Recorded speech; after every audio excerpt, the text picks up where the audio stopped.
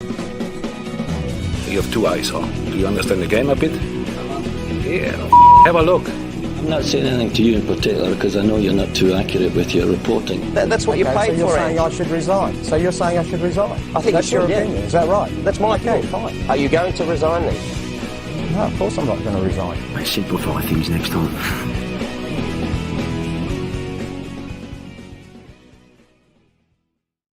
Huge show. I'm sorry, but it is. It's an absolutely massive show. We're gonna get through it all. We're gonna celebrate. We're gonna have a great time.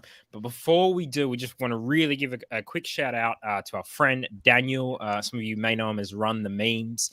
Obviously, this is a great day for us, but for him, it's a very tough time. Some people may have seen what he said on his Twitter. He's the guy who made our opening titles. He comments every week. He made our closing titles. He's made merch for us. He's really part of the TNC family. So we really are thinking about him. We just wanted to kind of give that shout out early and make sure, I presume he's probably not watching, but if there's anything we can do to support him, we will do that. And I'm sure the whole soccer Twitter community will do that because he's a massive part of that. So, really terrible news for him. He's in our thoughts. But we are very thankful for every time he comments and watches and everything he's done for the show. So, yeah, just thinking of you, mate. Just wanted to start the show. This show is a tribute to you and your family. So, yeah, rough time. But, gentlemen, I'll introduce you. We'll start off. Look, I'm going to be honest with you. Every week, I usually start off and say, this is going to go under 60 minutes. Not today. Not today. All right, let's just accept no time limits. This is going long. This is going full 120. Joey Lynch, your article has already been tweeted out by a former Prime Minister, Kevin Rudd, probably because he's angry at News Corp, but that's massive. Well, as Josh Parish figured out today, News Corp's review of the Socceroos game was actually full of errors anyway. So maybe it's best that he didn't retweet that one and he retweeted my one instead. But no, fantastic day for Australian football, but also I'd reiterate what you said, Stoll. My deepest sympathies to Daniel. Run Then Memes. Heart is broken for you and your family and your children, and nothing I can say can make it better, but heartbroken for you, mate. Nick Debano, you've got a very professional mic set up. Many people have confused you with Jamie McLaren. You nearly touched the ball as many times as Jamie McLaren did in that second half. But Debano, your thoughts? I just got to give a quick reprimand from Debano. Previously, I haven't been on a few episodes. I've been in Vietnam. I've had COVID. I still have COVID. I'm no longer in Vietnam. But Debano opened a take on the last episode with, this reminds me of 2007 SummerSlam. There'll be none of that. All right. There'll be no 2007 SummerSlam references. All right. So we're keeping a tight ship on that. But Debano, please tell me how you're feeling without referencing wrestling at all. I'm absolutely exhausted, Stoll. I'm not going to lie. I think like all of us, absolutely spent. Didn't go back to sleep after the game. Really excited. There was like that. I think we all had that initial high after Redmayne made the save, like an hour of, oh my God, this is amazing. And then once the adrenaline wore off, it's like, oh my God, got the rest of the day still ahead of me to get through before I can actually hit the haze. So yeah, running on fumes at the moment, plenty of caffeine in the system, all good to go for this one, Stoll. But also my deepest sympathies go out to Daniel and the rest of his family. Tragic news happening overnight. So sending all my love and wishing you and all your family all the best. Ante Jukic, you messaged the group chat at about the 60th minute mark and said, we're going to win on penalties, just vibes. And mate, did we just vibe our way to a penalty shootout victory? Tell us your thoughts on the game. Well, not your thoughts. We'll get into that, but just your initial feeling. let's not, dive too deeply too early. But before anything, I just want to send my thoughts and my love out to Daniel, because like Joey said, there really isn't anything we can do to make a situation like that better. But all we can do is show our support in that respect, and he's been massive for us, and he's always shown us that support. So it's it's the right thing to do to reciprocate that, and just want to wish him all the best in that respect. And, despite such difficult circumstances, and that is always just a message away. However, yeah, we vibed our way through that game, man, and we vibed our way through those playoffs. It seemed, I don't know, I think, it was like late in the second half. I hadn't messaged you guys, and I just like, no logic, just vibes. We're winning on pins, and it's just, I don't know. It was just gut feeling. It was in just a gut way, feeling. Look, you've written a lot of words for ESPN and all other places as well over the years about Australian football, but no logic, just vibes. Probably will just sum up everything we're about to say over the next hour and 20 minutes. Well, but look, I don't want to get too deeply into this, but I don't think this result alters a lot of what's happened over the course of the last 4 years, and in Australian football at both the domestic and international level. And it's I've spoken long and extensively about outcome dependency in the Australian footballing discourse, and this, however positive it is that Australia have qualified. It's a great thing that Australia have qualified for the World Cup in Qatar, but it's, to use that word, there's that word again. It is lamentable that to see such inconsistency from the Australian footballing public in terms of discourse, and the media as well. Hey, we've got one of the best in Australian football media. He's so good that he's already got he's already got praise coming in. Great pod earlier with Gergen Teo. Mark Jamison. Look, we can't be plugging other pods already on this pod, but Teo Pellizzeri, welcome back to your spiritual home, TNC. You're one of the originals. We haven't seen you for a while, but like Andrew Redmayne, not many appearances, but coming up big, the hero when we need it. Your thoughts on this morning's game? Very happy that we got through, but one of the reasons that I've decided to fly in off the top rope is I think that today's the perfect day to talk it out, And yes, thank you, Mark. And you know what? Yeah, there will be plugs for other podcasts. The Gergen pod today had maximum NRI. If you wanted two people to talk about qualifying for a World Cup on penalties, you would get Mark Schwarzer and John Aloisi, and they're both waiting for you after you've listened to this one. Nothing wrong with that. That is actually a very good get. Look, the best thing about this show is, as always, your comments that come in every week. We really appreciate it. Get your questions in, get your comments in, get your jokes in. We really appreciate it. Samuel says, hope actually was the strategy. You guys got it wrong. 100%. 100%. They absolutely nailed it. All right. Because I got to be honest with you, I didn't have a lot of hope going into this game. In fact, when I saw the lineup, I even had less hope. I was like, what is this going to be? Even as the game progressed towards penalties, I was like, this is so frustrating, because the game was there for the taking, because we did have an opportunity to win. I still had no faith. And then when Andrew Redmayne was standing there, at first he was standing there, I just thought, why is he standing so close to the pitch? Why is the third choice goalkeeper getting involved? Is he doing like Cristiano Ronaldo at the Euro 2016 final, starting pointing and trying to do tactics and all that kind of stuff? And then he comes on, and genuinely it felt like this is a dream. This is a fever dream. Andrew Redmayne, who, by the way, most people were critical of him even coming into the squad. Birighitti should be in there. He hadn't had a good season for Sydney FC. This was one of the craziest things I've ever seen. Joey, the Prime Minister, a former Prime Minister, has already declared your take one of the best that he can find. Give us your thoughts on that moment, on the Andrew Redmayne, the hero. Well, I have to say, after the A-League Men Grand Final from a few weeks ago, just the good bloke index is absolutely doing bits at the moment.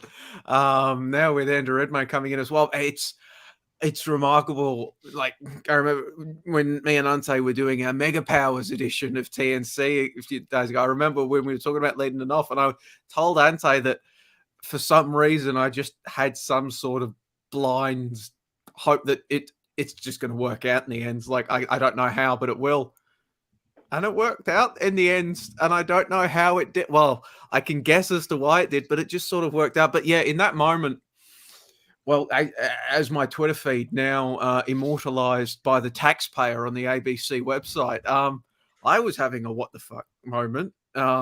Just like the third choice goalkeeper coming on, and you think back to the A-League Men Grand Final between Sydney FC and Perth Glory, and you can see the justification behind it. But Matt Ryan had saved penalties against Uzbekistan as well in a penalty shootout.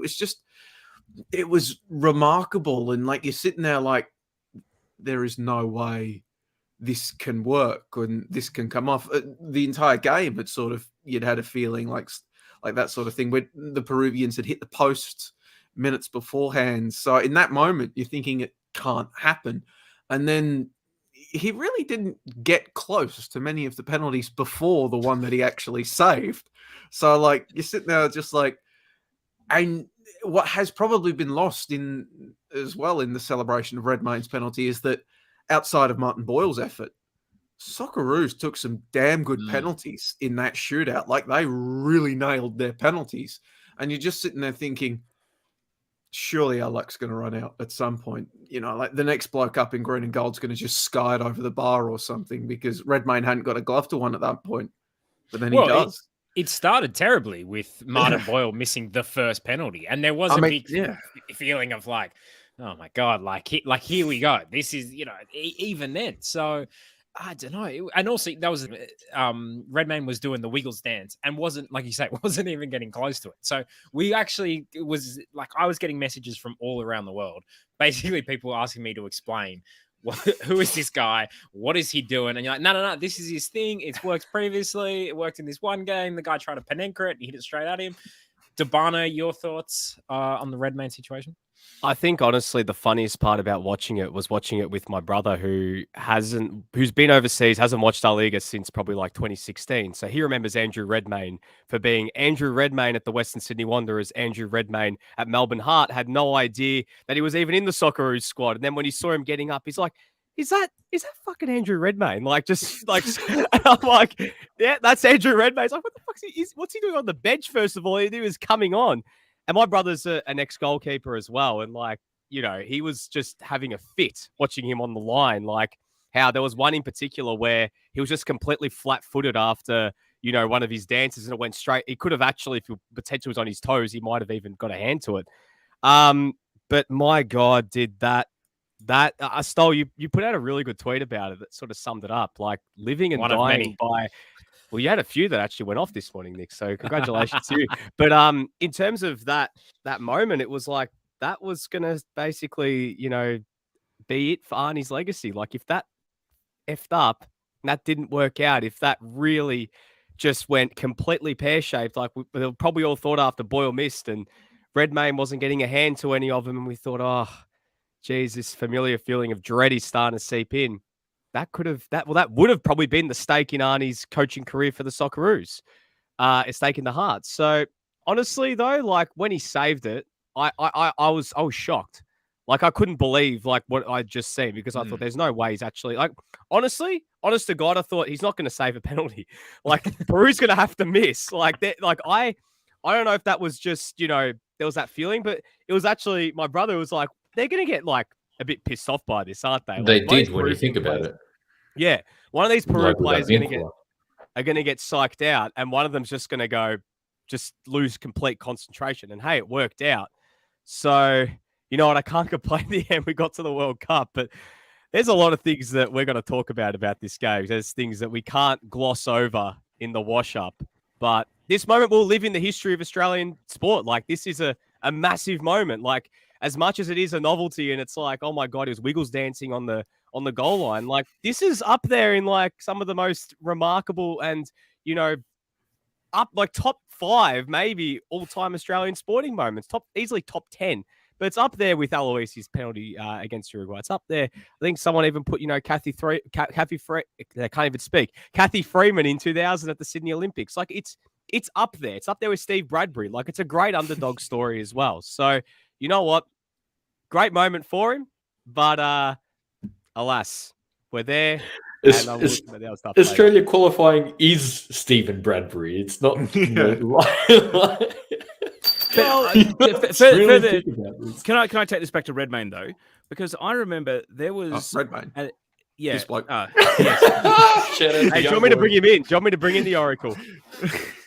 No, make your point, Teo, and we'll get back to because someone has made reference to Lockie's post. But go, Teo. His personal evolution here is pretty remarkable. I can't remember whether it was 2016 or 2017, but it was one of those FFA Cup nights, and I was at Heidelberg, and we all went into the rooms, and one of the other games had gone to extra time, and I cannot for the life of me remember whether it was Melbourne City or Western Sydney Wanderers, but I assume it was the Wanderers, and they went to penalties, and Redmayne didn't get close to any of them. And John Aloisi today mentioned that he faced 10 and didn't save a single one of them in his time at Melbourne Heart, and he was just as bad at attempting to save penalties at Western Sydney Wanderers. The fact that his personal evolution as a goalkeeper to not just potentially national backup, but pure specialised penalty shootout tool for this exact situation is pretty remarkable, and especially given that he was copping pelters for not being able to handle the Adama Traore shot in the A-League All-Stars game as recently as 3 weeks ago. I mean, so in a way, I think it is great for him, but also great for his coaches and the people who have invested time in him to find this moment and this purpose for him, because he has come from a long way back, and all of the coaches that worked with him when he was younger know it because the stats back it up too. Jesse Jenkinson says, biggest vibe from the match was Redmayne throwing goalkeeper bottle into the stands, which had instruction for the penalties. I wonder at the instructions, how detailed were they? Were they like, all right, go a little to the left, then go a little to the right, then put your arm up to the left? Was it the hokey pokey? Just No, that was Stoll. It was the Peruvian bottle. So the Peruvian keeper had instructions for the Australian penalty takers, and Redmayne's just piffed it into the stands. Well, let's be honest. The instructions weren't great because the Peruvian goalkeeper didn't get close to too many of them. And Totus Pagona says, not great timing for me. It is a bit of a weird time coming in at 3:52. We'll catch up with the recording. Just here to say it's great to see Teo back on the show for Socceroos. Sorry, who's it great to see back on the show? What did I say? Teo. Guys, I've been in Vietnam, and my accent has slightly changed. I've picked up Xin Chao. Come on. We'll talk about Vietnam's under 23 side in a minute. Jack Pantelios says more bags under Socceroos fans' eyes than at a nightclub. Bailey Smith was that. Shout out to him. But yeah, keep your comments coming in. So yeah, Ante. Give us your thought. You've said it's the Stephen Bradbury. No, look, it's not the Stephen. No. It is in a way, like it totally is. We should celebrate Stephen Bradbury and we should celebrate Andrew Redmayne. But this guy was as you know, I think it's a really interesting story that a few people have picked up on. This guy was going to quit to become a teacher 6 years ago. This guy could have been in a classroom this morning with his own bags under his eyes, and here he is. And actually, I remember saying to someone the other day, I only thought Redmayne was honestly going to this squad because he was a good bloke. I honestly thought that's why the third keeper was chosen. And I remember saying to someone, if you want a good bloke, why don't you go to Ryan Scott as your third choice keeper? That's how little this thing matters, right? But that is the third choice goalkeeper's job. Yeah, just to be that guy. To be fair, I still think there's a case to take Ryan Scott to the World Cup. We'll just take 4 keepers. Well, I think there's 26-man squad, actually. I think they've extended it out. So just name him like assistant goalkeeper coach or something and just real job vibes. Ante, there's a lot of talk about like the Redmayne substitution and, wow, incredible. I saw someone say it was the greatest coaching decision in the history of Australian sport or something crazy like that. But was it, we talk about coaches taking risks, and Arnie barely took a risk this whole qualification campaign, but it did feel like this was the first time he was like, you know what, I'm going for it, and he risked it. How did you analyze that risk?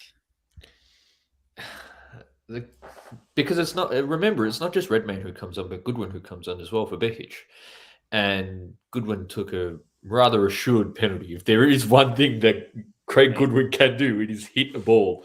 Goals and assists. Shout out to Josh. Massive win, for the Josh Parish brand. But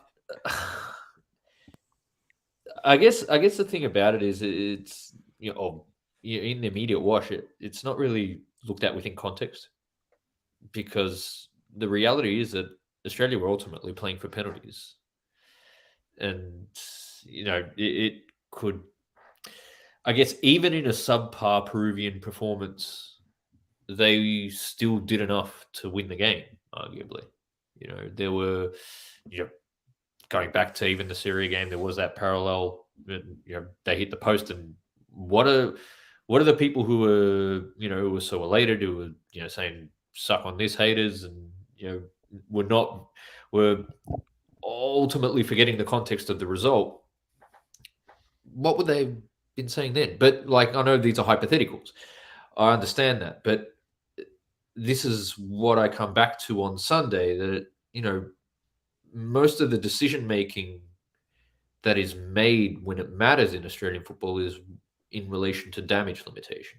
And you can't, it's hard to remove the context of decisions before a penalty shootout and trying to withstand 120 minutes just to play for a penalty shootout, as opposed to actually winning the game. So I guess one of the ultimate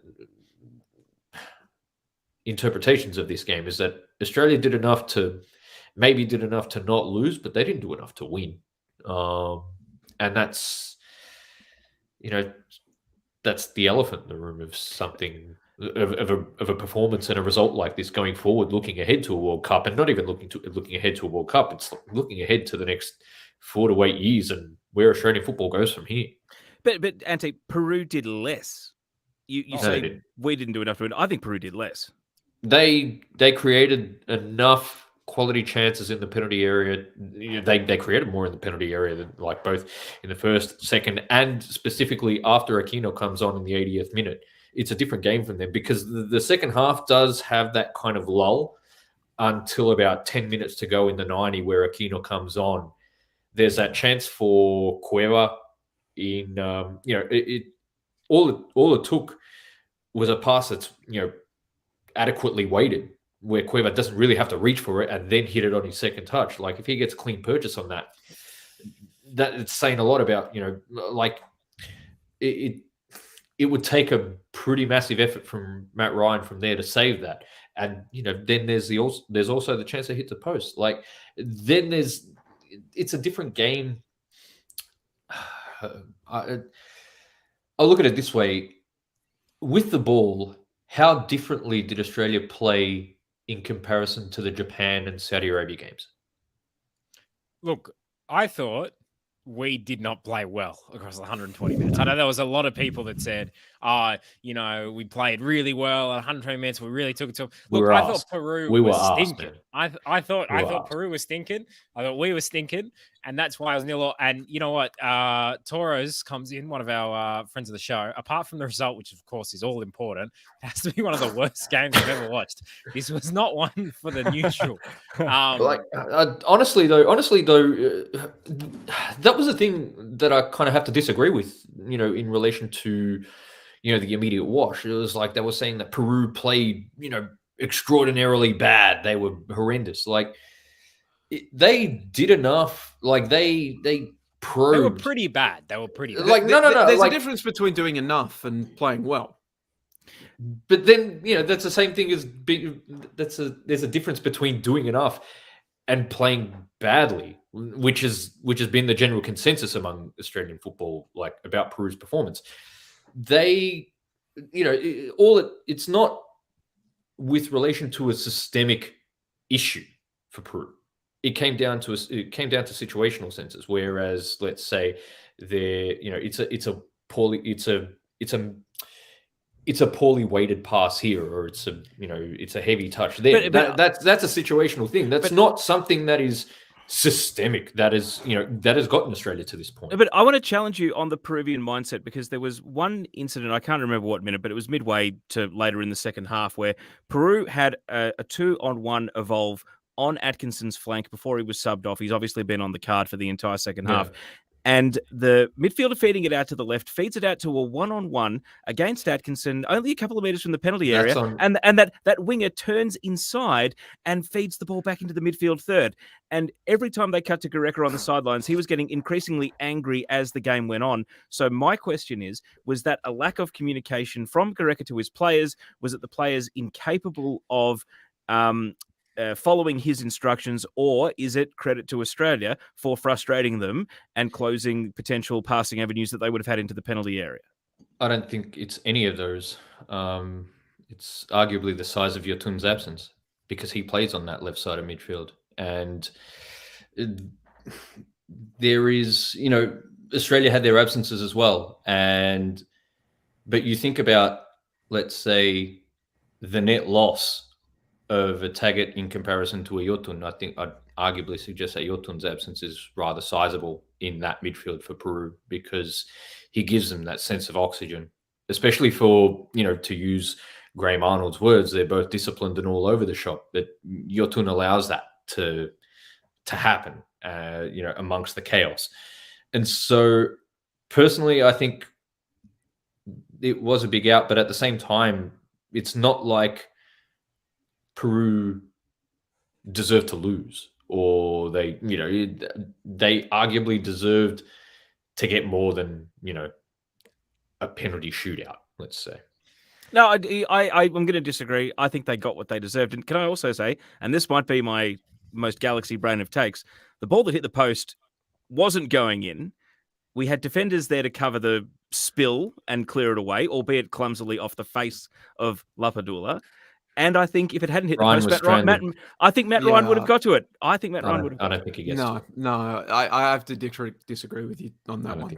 You're giving up a header like that in the penalty area that late in the game. That's not a good thing. And I'm not, and speaking of extra time, like that Cueva chance is probably more reflective of how the game was going at that point. I think after that chance that hits a post, or specifically after the Cueva chance, I think the game kind of deflates and there's a resignation that both are going to penalties. Well, Peru did have one chance pretty soon after that hit off the post. A long-range shot that just flashed out. Oh, that was, sorry. There was the Cueva chance where they cut back into the cut back the Cueva, and there's a heavy touch, and then it hits a side netting actually, and then Cueva has a shot from distance as well. That's the one I'm thinking of. That was the last. But yeah, I mean, I look at it this way: what did Australia create in comparison to that?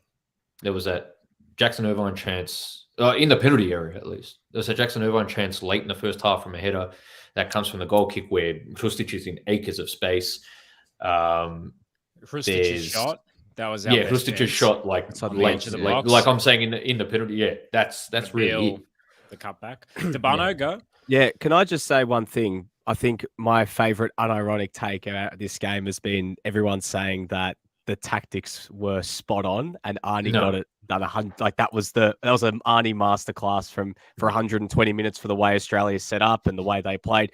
If we had lost that penalty shootout, everyone would be saying exactly the opposite of that. Yeah, everyone's just saying that because they're so caught up in outcomes, so caught up in results, so caught up in, we won, so it must have been a great performance. Like, you can win games, but play absolutely abhorrent, guys. I think that, we could learn that with any sport. Like, you don't have to play well to win, but then we can't gloss over the fact Australia were not good. And to be honest, like, when you do look at the chances, bar that, the memorable chances only for me was when Bajic made that run and had that shot on his right, and there was that Hrustic chance as well. Bar that, Australia created nothing. There was still the same hole in midfield that we have seen throughout this entire qualification phase. There was nothing happening through the middle. It was U-shaped possession. It was trying to cross it, inshallah. Playing Mitchell Duke from the start, let's be real, okay? He's a battering ram up top, but that came as a trade-off to the way Hrustic plays. And Hrustic had to play, further up the field and was basically trying to feed off scraps. And he was almost anonymous. Yeah, it was basically anonymous. And that for me was so frustrating to watch because it was like, what are we doing here, fellas? And, even with the substitutions as well, like, we can joke about the fact that there were no changes in midfield, but that for me was glaring, guys. Like, they did not change any of those midfield three. Didn't look to bring on Marco Tilio to give him just a little bit of unpredictability in the final third. Maybe throw Denny Jeanro on. Try something different. Like, I just think, going with that same three, and Jackson Irvine was completely cooked by the time the game ended. Like, he was cramping up before the penalty shootout. He needed to be subbed off. I know that one of those subs obviously went to Andrew Redmayne. One of them went to Craig Goodwin, which, Craig Goodwin scored a good penalty. Andrew Redmayne was the hero. But, like, we can't gloss over the fact Arnie's in-game adjustments in terms of the midfield and the way we're playing out from the back, the way we're looking to build up, was not good. And there has to be questions asked about it, especially going into the World Cup. We can't be dealing up that dross going into the World Cup. Otherwise, against much better teams, which I know that France and Denmark aren't playing that great at the moment, and Tunisia aren't a world beater, but we can't deal with that dross. Otherwise, they're going to bloody kill us. Look, I think it's ultimately why I go over the how is because it explains the why. And this is, the why more than anything is what has got us to this point. And we've been able to salvage it. And that's fantastic. I'm just really conflicted, because I am really bloody happy that we're going to Qatar and that we don't witness, the possibility of something more existential if we miss out on the World Cup. And I'm, relieved and content for that. But the why has reflected, a lot of things that are wrong with Australian football, especially when push, the proverbial push comes to shove. How do we approach games? And from minute one, I remember there was an instance where, Hrustic was in acres. Wright plays across to Behic. Behic still has Hrustic in acres and tries to play a ball over the top because that's just the thing to do in Australian football. I guess the ultimate question I have is how can bravery be defined in Australian football? Look, just quickly, I just want to say there's lots of comments coming in. Brian V, thank you, Nick. Paul Turner, thank you, Nick. Lachlan Sands, thank you for saying this, Nick. No, you're welcome. I'm doing a great job hosting, as always. Alan Riley. Alan Riley says, very well said from Volpato, man. Look, we're going to get lots of questions coming. We're going to get lots of comments coming. But we have a special guest joining us, and he's wearing quite the hat. So if you are listening to this on the podcast, make sure you come in at about 32 minutes into the stream because you got to see this hat. Please welcome from a beach in far north Queensland, I believe, Josh Parish. Josh, how are you? Sorry, I got to bring Lockie in for this as well. Josh, can you hear us? I can hear you now.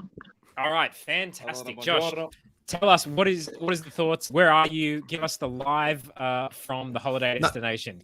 No, I just got to say first, Josh would like to talk about the game, but he's not going to spend any time on it because in the meantime, while we're talking to Socceroos, every 3 months, a person is torn to pieces by a crocodile in North Queensland.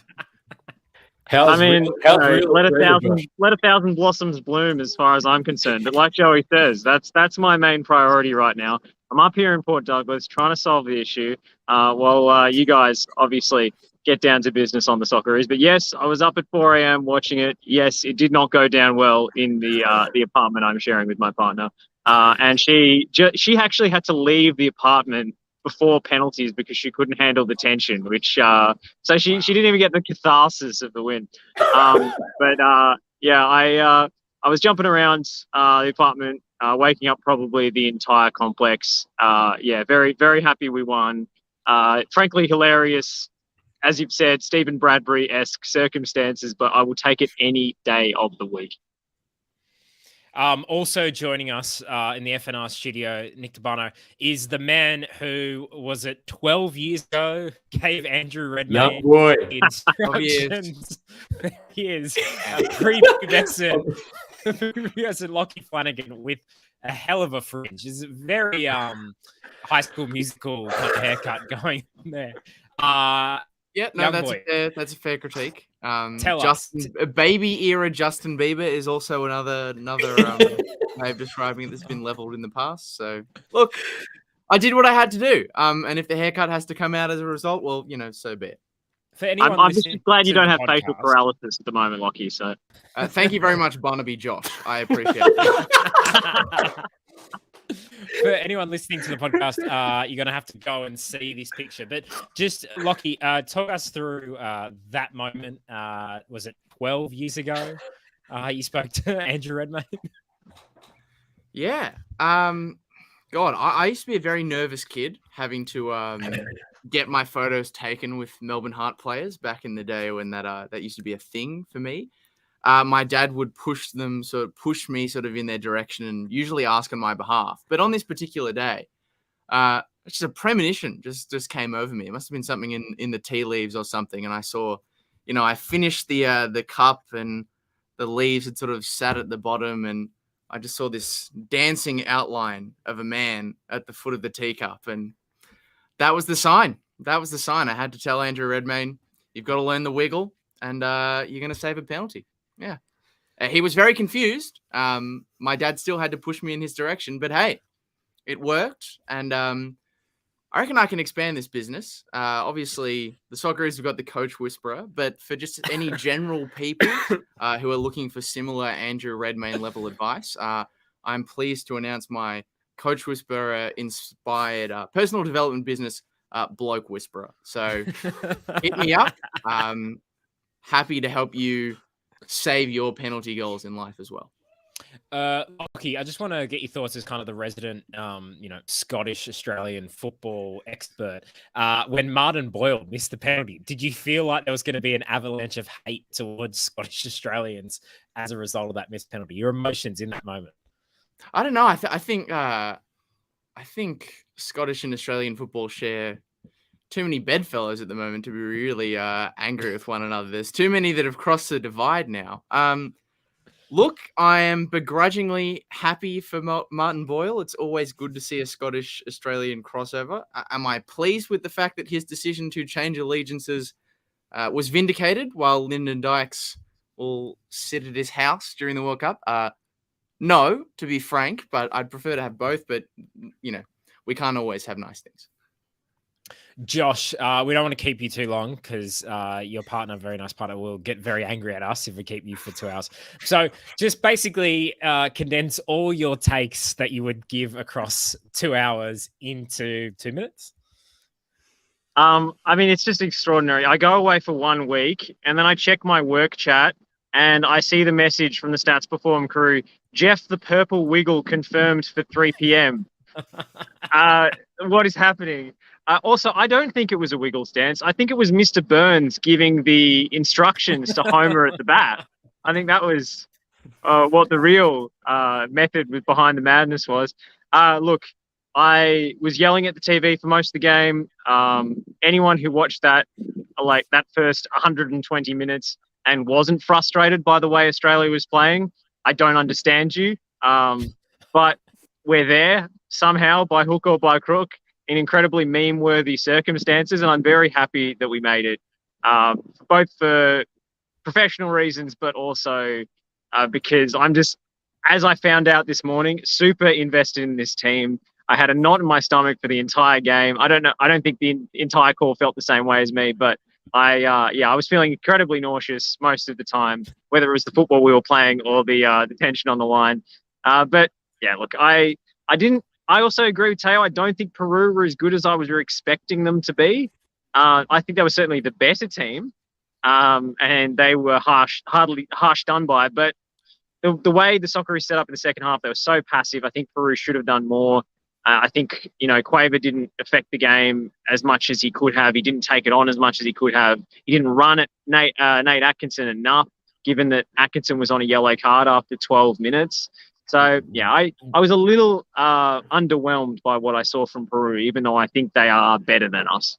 We did speak about that on Sunday, though, how Yotun specifically incorporates Cueva and, the positions in which he's able to receive the ball, not just receive the ball, but, the positions he can go downhill at players. And that was probably, a pretty significant dynamic in this morning's game. However much, Gonzalez played well, but I think because it's not just Yotun's absence, but it's also Tapia coming in, and Tapia for Aquino is a very different proposition when it comes to Peru's midfield, especially given the way they play. And it worked to Australia's favour in that respect. But yeah, it's your point. I don't want to piggyback. Yeah, no. I mean, I also felt Australia was suffering from a bit of identity crisis and cognitive dissonance, especially when Duke was up front, because we were actually quite reticent to launch the ball long, and Matt Ryan was trying to play out from the back in the initial phases and so forth. When we actually, early on in the game, just went, no pretensions whatsoever, launched the ball up to the big man, it actually caused Peru problems. But because we've got delusions of grandeur, apparently we can't do that. But then the team we select isn't designed to play out from the back and actually try and play football at all. So I feel like we're caught between two extremes here. And if Australia was just to embrace one of them, I think we would be a more effective side. The lottery of penalties, I think going first is huge. We know 60% of the time the team that kicks first will win. And even missing the first penalty, it still gave Australia advantage when it got to sudden death. And also the fact that it was at the Australian fans' end. It was sort of a neutral end on the other side, I suppose, but there were far more Peruvian fans than Australian. I think that affected the shootout as well.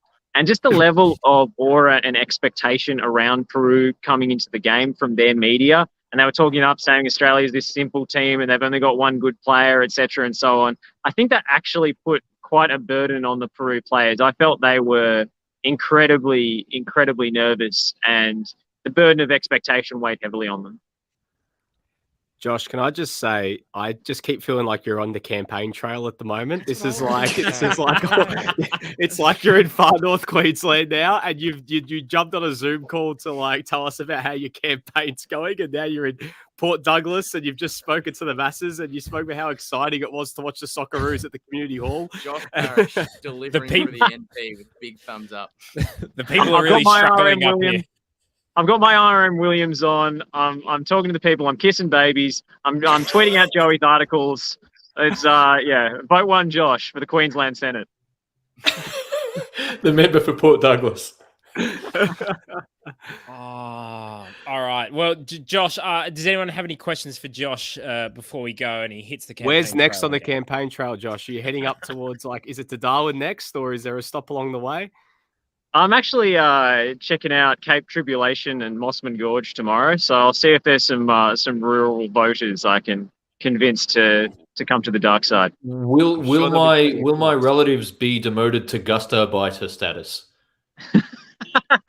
No, I just think Australia's problems would be solved if we gave 6 shooters to all 13-year-olds. I think that's the right to protect themselves. Just quickly, before you go, look, availability is the best ability, as we like to say. And look, we're all available today. This is a full squad. But, Josh, you're better leave. But there was a few people saying, are we going to apologize to Arnie? There's, the humble pie. With everyone here, would anyone like to apologize to Arnie? For what? Yeah, for what? Okay, there we go. There's stunned silence. For what? Well, we were critical. Seriously, for what? Of him. If he records a video message, a la the demand to Adam Peacock those years ago, then I'll consider it. If he personally asks TNC or demands an apology from TNC, I'll have a good hard think about it. Yeah, all right. On a kind of more serious note, how much credit do we give him? Because there was a lot of people saying today, I thought the weirdest comments were people saying, look, people criticize him, people have a go at him, but you can't say he doesn't love the Socceroos. Whoever said he didn't love the Socceroos, whoever was like, you know what, this Arnie bloke, the worst TL. I want to put this out there. I would argue that the most counterproductive reaction we can have to today's result is that it was a blueprint instead of a cautionary tale. Simple as that. If you think that this is a blueprint for how to qualify for a World Cup, you've missed the point. This entire experience is a series of cautionary tales. Can I add to that as my final contribution before I hit the surf? So 2010 qualified easily. 2014 qualified in the last game with a late goal from Josh Kennedy. 2018 World Cup qualified through the playoffs 3-0 on aggregate. 2022 qualified through the playoffs on penalties. I think the expansion of the World Cup will be our saving grace for a time, but there's a trend I'm noticing here, a downward trend, and we're cutting it finer and finer and finer every 4 years, and I'm not sure how much closer we can get to missing the World Cup without actually missing it. This is like house prices going up during lockdown. Oh, no, we're not getting into Big Short area. All the underlying factors speak to a pretty significant malaise, but just keeps ripping. They're pretty resilient, the Socceroos, so they're just as resilient as a virus and the Australian housing market. So congratulations. I'm gonna head off out there, fellas. Thanks for your company. Enjoy. Enjoy, Josh. Yeah. I was thinking about this last night in the lead up to the game, about the phrase, the talk about it doesn't matter how you win as long as you win games like this. And thought about it I actually spent a few hours going back and forth on it. And in the end, call me my father's son, say whatever you will. I couldn't hand on heart say that there wasn't an aspect of that for this game. But what I settled on was that the problem was that mindset didn't just apply to this game against Peru throughout this window. That mindset was being applied to the early games against during that 11-game winning streak, the games against Vietnam and Oman, how it didn't matter how we were beating those sides as long as we were beating them, because that's what qualification is all about.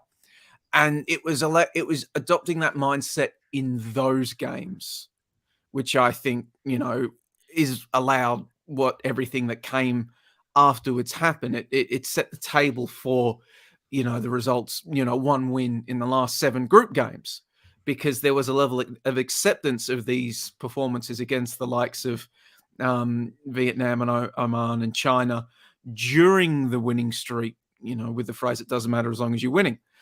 And we've seen, to piggyback off Tayo's point surrounding cautionary tales, we inevitably see the results of that when in the games where we've been shown that it's really not just winning isn't the only thing in those sort of games. Winning isn't the only thing that matters in those games.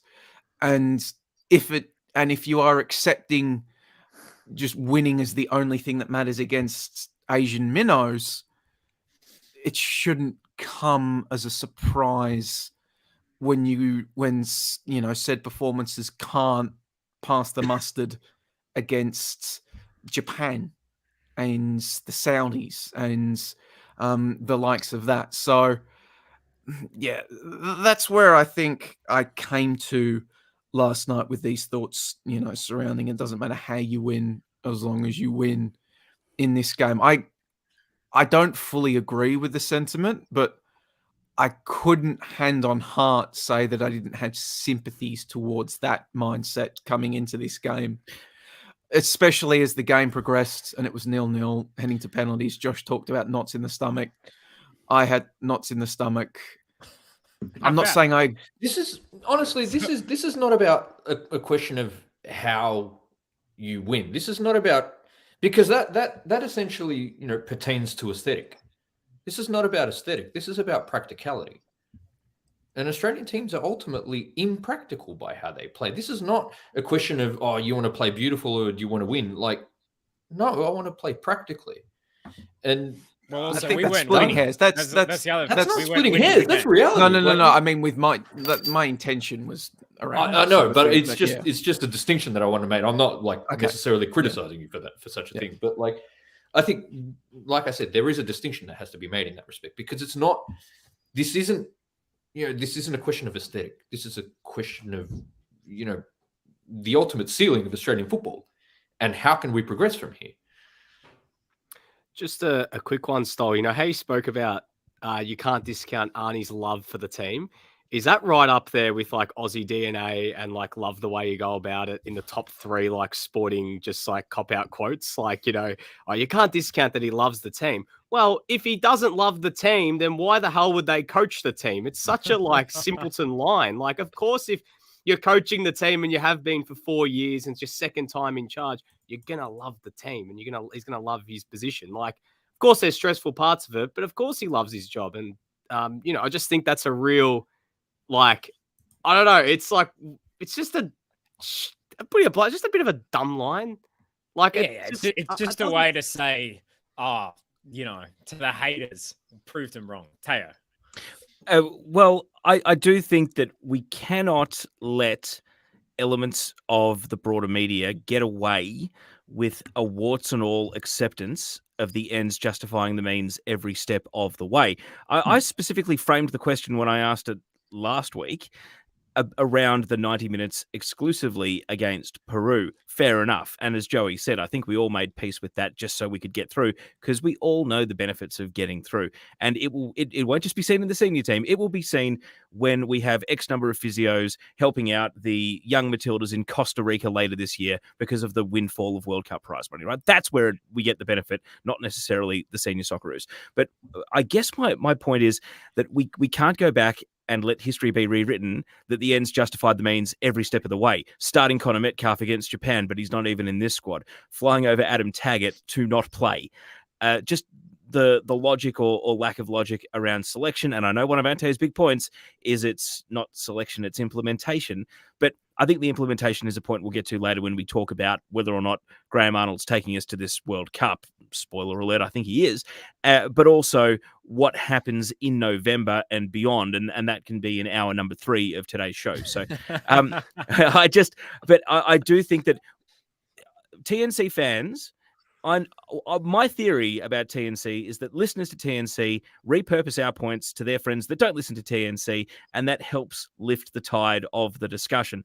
And I just think that one thing that we have to leave you with as an impression of today is we cannot go and retrofit all of the mind-boggling decisions along the way through this qualifying campaign, because then it does become a 5-month victory lap in the lead up to the World Cup, and all of the means end up justifying the ends when they don't. Really, they don't. Well, you know, I mean, you say that, but as Samuel has pointed out, Gary Lyon said it was one of the greatest coaching moves in Australian sport history. Well, if Gary Lyon says that, then forget everything I just said. Gary Lyon can barely analyze AFL games. What's he good? Like, he's just head over the footy, effort. They don't tackle enough. Like, stay in your lane, brother. Man, if TNC starts doing AFL, you will have me back every week, fellas, because it's let's talk the Disco Hawkers. At least until the rights change hands, it's not dangerous territory for me. What's the video that Gary Lyon just on the stretcher? Look, I mean, you talk about like the broader lessons. You know, it's compared it to Stephen Bradbury. No one watched Stephen Bradbury win that race and was like, all right, that's how we got to do it from now on. You got to be coming 4th with, 20 meters to go. And obviously you just kind of hope that 3 people in front of you will fall over, take each other all out, and you'll just cruise to the goal. Like, you celebrate it. You say, Stephen Bradbury, congratulations. You let him do ads for the rest of his life on like betting commercials and weird stuff. And hair loss ads. Yeah, hair loss ads, and he appears on like every occasional, celebrity kind of game show. I thought that ad was about erectile dysfunction and not hair loss. It is. It's about all like man problems. It's like it's supposed to be, I think, for like an app, like if you're balding or if you've got like. Hey, Arnie, it's going. I'm not saying anything about. I've seen that ad that many times on ESPN throughout the playoff, which we love. Sorry, we love ESPN. As the oldest. As the oldest person in this conversation, playoffs at that. Let's get the pretty good. Just before we cut to Phil Murphy, who gives us the stats. We get back to the game. All right, look, You're going to get us dropped, you idiots. Yeah, look, we just really want to quickly praise ESPN, our lords and saviors. Just great stuff. Check out the NBA finals. Really good stuff. Subscribe to Disney Plus. Look, check out the Low Post. Let's even things out. Low Post, best sports podcast out there. I tell you what's a great from podcast, TNC. by the way. ESPN Daily. They did a really good episode on Ukraine missing out on the World Cups. Check that out, and also one on Steph Curry college years. Amazing. Anyway,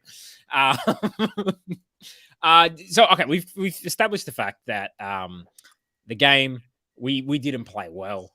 We can say that the individuals had their moments, but overall we didn't play well. We don't want to repeat this. Is there anything else from the game itself that we want to establish before we move on? Yeah, go Debana. I took a really good penalty, didn't I? That was the only thing you did, mate. That was the only thing you did. I think what's in. Sorry, Joey, go for it. No, I felt like if we're talking about what the Socceroos did, I feel as though they were slightly more defensively stout than they were at least against the UAE. Like Peru was still getting into good areas, but I didn't have the same sense of existential dread in this game that I did against the UAE.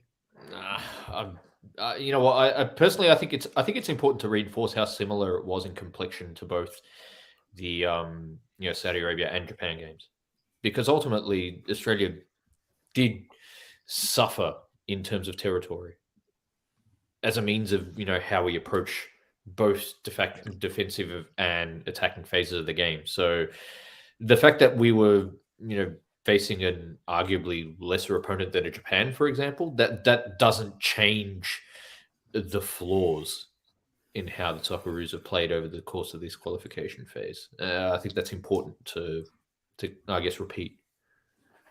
Lockie, I just had one final thing to bring up before I head back to work, and it's a non-footballing point. I don't know if it's been mentioned already, but during the penalty shootout, obviously we were at the Australia end, and we saw that video of the John Aloisi jersey in the background. I was doing some reading somewhere. Apparently, that guy who had that jersey isn't actually Australian. Apparently, he's Austrian. If I can find Dumb and Dumber. It's the first scene of Dumb and Dumber. We're just gonna confuse the Americans now. So, well then, apparently he is Austrian, and he fell in love with the Socceroos. Yes, I remember the Yanko fan. So I just thought wasn't considering he a fan how many from like the 70s? Yeah, I just thought considering how many crossover fake Australians not fake Australians. No, I don't want to get myself in trouble. I don't want to put on the on the campaign trail. Sorry, wait. The Socceroos that haircut. That haircut has taken on a whole new complexion. Yeah, look, Lockie, we don't need to reinforce the reality that with the Socceroos, some are more Australian than others. That's okay. Well, I just wanted to make the point that given how many crossovers we have, I thought it was very fitting that the person who happened to be holding that Australian jersey wasn't actually an Australian. And before I get myself cancelled, with that, I reckon I'm done. Enjoy the rest of the show. Hey, I tell you what, speaking of friends of the show, Demir Koulas's tweet about the Socceroos coming from all the different backgrounds, I thought was very good. And, that is something that absolutely should be kind of celebrated. You talk about the wider football media. I mean, this is something, that idiot who writes for the Australian, whatever his name is, who are these people and da-da-da-da. And look, they're not household names with NRI and all that kind of stuff. But at the same time, I think it is a great thing that only really the Socceroos and the Matildas can do, which is have such a multicultural team and now be on the world stage. And you saw how many people, whether it was Gary Lyon or, whoever, how many people suddenly who never talk about football, who never give it the light of day, suddenly jumping right on its coattails and be like, yeah, Socceroos, yeah, how good, getting right in there. Joey. Yeah, can I just say, on the subject of mainstream media, can't wait for the next 6 months of now that there's a all expenses paid trip to Qatar available for a lot of the mainstream figures in the media to start covering the Socceroos in a lot more depth now that there's a chance for a bit of a junket on the line. But what do you think just on in the mainstream Qatar of all media? places? What do you think mainstream media? Remember last World Cup, it was, where's Timmy? Why isn't Timmy on? Bring Timmy on. You got to start Timmy. That was the people who don't really watch the Socceroos. All they knew was Tim Cahill scores goals, get him on. What's going to be the 2022 edition of that? Aaron Moy. Can I be just really to play with the highest NRI? Aaron Moy. I'm going to be really difficult on this, and you're not going to like what I say, but with the home Women's World Cup coming up, I think that one of the most beneficial things the Socceroos will have done is it's going to get all of the people who are deep in the weeds and in the tent, or at least know where the tent is. It's going to help them get over their snobbery about policing fans of football that are bandwagoners and how they come in and follow the game.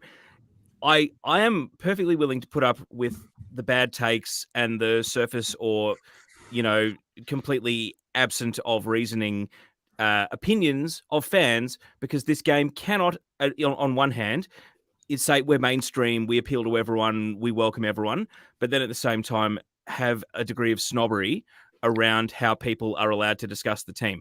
And sorry to strap on the big V here, but you do not see footy fans policing how bandwagon fans follow Friday night football. I don't have a problem with bandwagon fans, Taylor. I've got a problem with the types of people that would talk about, how great are our Socceroos one day, and then print a list of fans' names on the front page of the newspaper. No, but we agree. We agree on that. We absolutely agree on that. But that's more about the editors and the people who employ the journalists, especially the ones who may be heading away on the junket. Which reminds me, I need to speak to my accountant because it's almost tax time. But Mr. Big Shot with an account. I think. Look, just tangentially to that point, too. I think it's I guess the importance and the standards that we hold should not be of fans, but of the Australian media. But I think because they're the ones who ultimately direct. Can I just, before you go, can I finish my point in that? Whatever we hear about the Socceroos, the Women's World Cup and the extra layers of just outside the tent sexism and misogyny, and as someone who now sees the comment sections of one of the major football outlets in this country, for all the nuances that we debate women's football with, just rank regular everyday sexism is still the vast majority of negativity around women's football. And so I do feel as though we have a responsibility to elevate the discussion. And I don't want to touch on another reason I came on today, which is what do we have a responsibility to do between now and the World Cup? But just on the, not to be a total wowzer about it, but we kind of need to let the footy and the rugby league types just have their fun. And where's Aaron Moy? We kind of need to embrace them and bring them in because their money is the same color as everyone else. Can I just say one thing? We'll know we've hit the mainstream media pockets when they open AFL 360 tonight, talking about the Socceroos, and we have Robbo and Jared giving their thoughts on the game. I think that will be, that's when we know we've made it. But look, I can't just personally, obviously being someone who gets employed by a mainstream media outlet, obviously got to be careful what I have to say. But in terms of it, just on a surface level thing.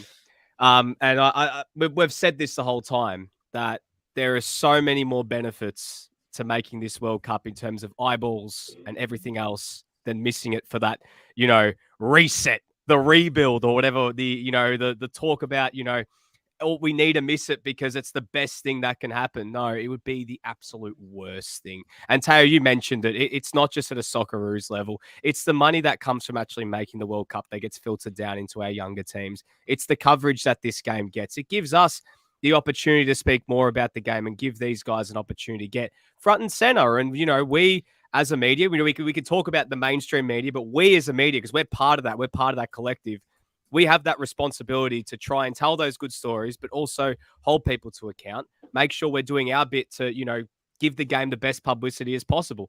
And if we've got bandwagoners on for a month, which we know that between now, by the end of this week, before that to November, there is going to be a period where the bandwagon, AFL, everyday AFL, NRL fan is going to jump off for a while. They're going to go back and forget about it this weekend once the next round of the footy or the rugby's on.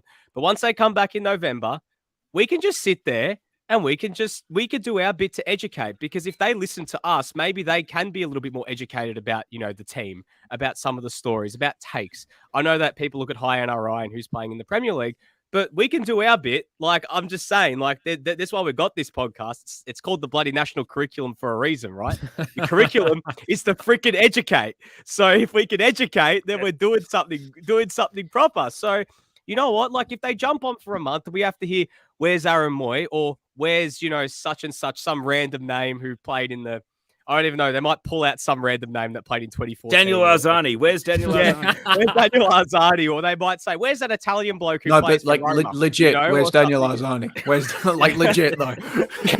Campo Pardo. Oh, you're already here. You wound me up. But I guess the good thing is, unlike Germany 2006, the footy show is no longer on the air, and Billy Brownless doing a nudie run through Qatar is going to go very differently to doing one through a beer garden in Germany. So I don't think we're going to go down that path. No, well, let me just say, I'm very much looking forward to, if he does get the opportunity to go over, finding out who my old man has tried to start a fist fight with or gotten a screaming match on at this World Cup, as he is somewhat made of a tradition of at men's and women's World Cups in the past. Can we get some stories? Do we have any details on that? He once spent about 10, 15 minutes getting screamed at by a high-powered Australian football executive at a World Cup. Oh. I was hoping he tried to punch Billy Brownless or something. That's where he was going. Or if Billy, you're a flog, mate. After Billy did the nudie run in Germany, there was Michael Lynch just chasing behind him. The cameras didn't catch. If I see Billy Brownless on the street, hope you're on delay. On delay, dump him. Stoll, where did you want to take us next? Because I want to talk about the guys that didn't play, but also the guys who are now in a 5-month race against time to make this World Cup squad. I just, from what I can tell, and it's half joke, half serious, what the general gist of our first hour seems to be is quite literally this video that we use. By all means enjoy it, but enjoy it by being fucking disciplined here. It's sort of like that. Let's enjoy this moment for what it is. Australia is through to a 5th straight World Cup, 6th overall. Absolutely fantastic.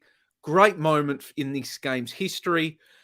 Andrew Redmayne's penalty heroics will go down in the annals of the game's folklore.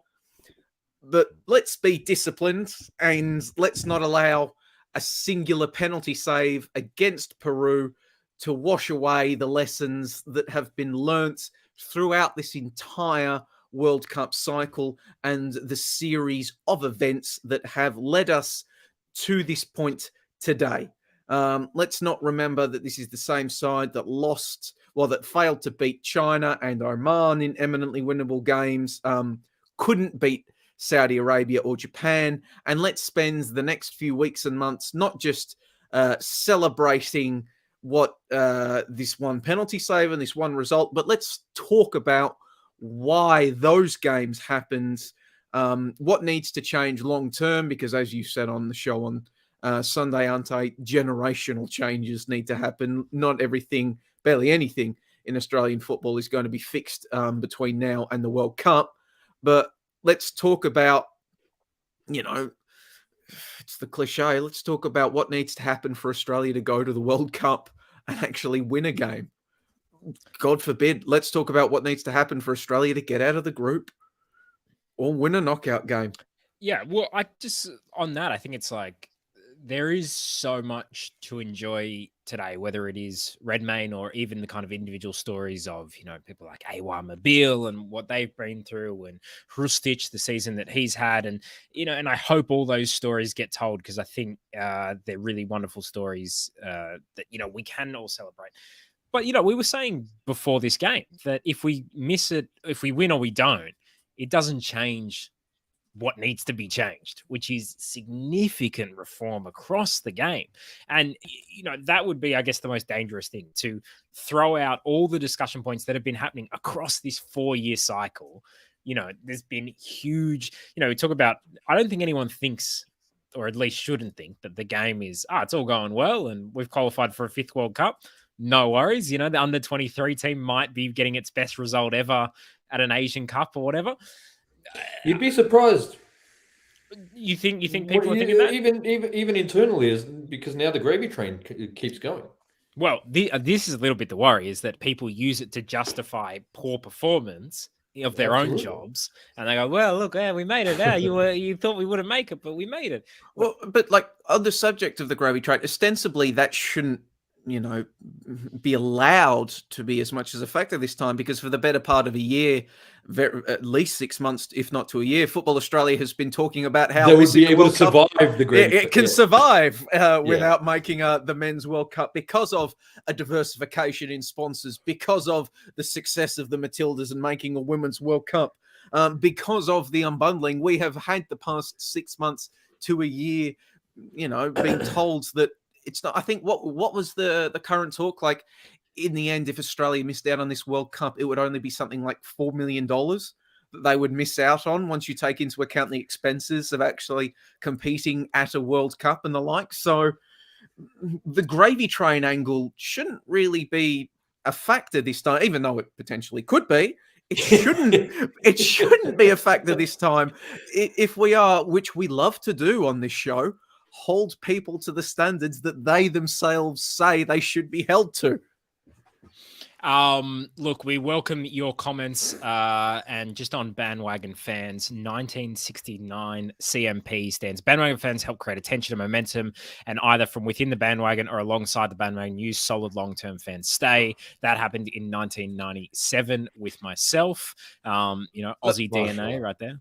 I just want to clarify. I have zero problem with bandwagon fans. Like, I have the same thing. I remember in primary school, the Sydney Olympics came around. We all had to do a little project on one of the sports. I created a little poster about it. One of my mates, I hated him because he got given football and I didn't. I got given synchronized swimming, but he got given football. Had never watched a game before in his life. Became a fan of the game based on that. Bandwagons, watched the Ollie Roos at the Sydney Olympics, became a fan ever since. Now he's followed the game.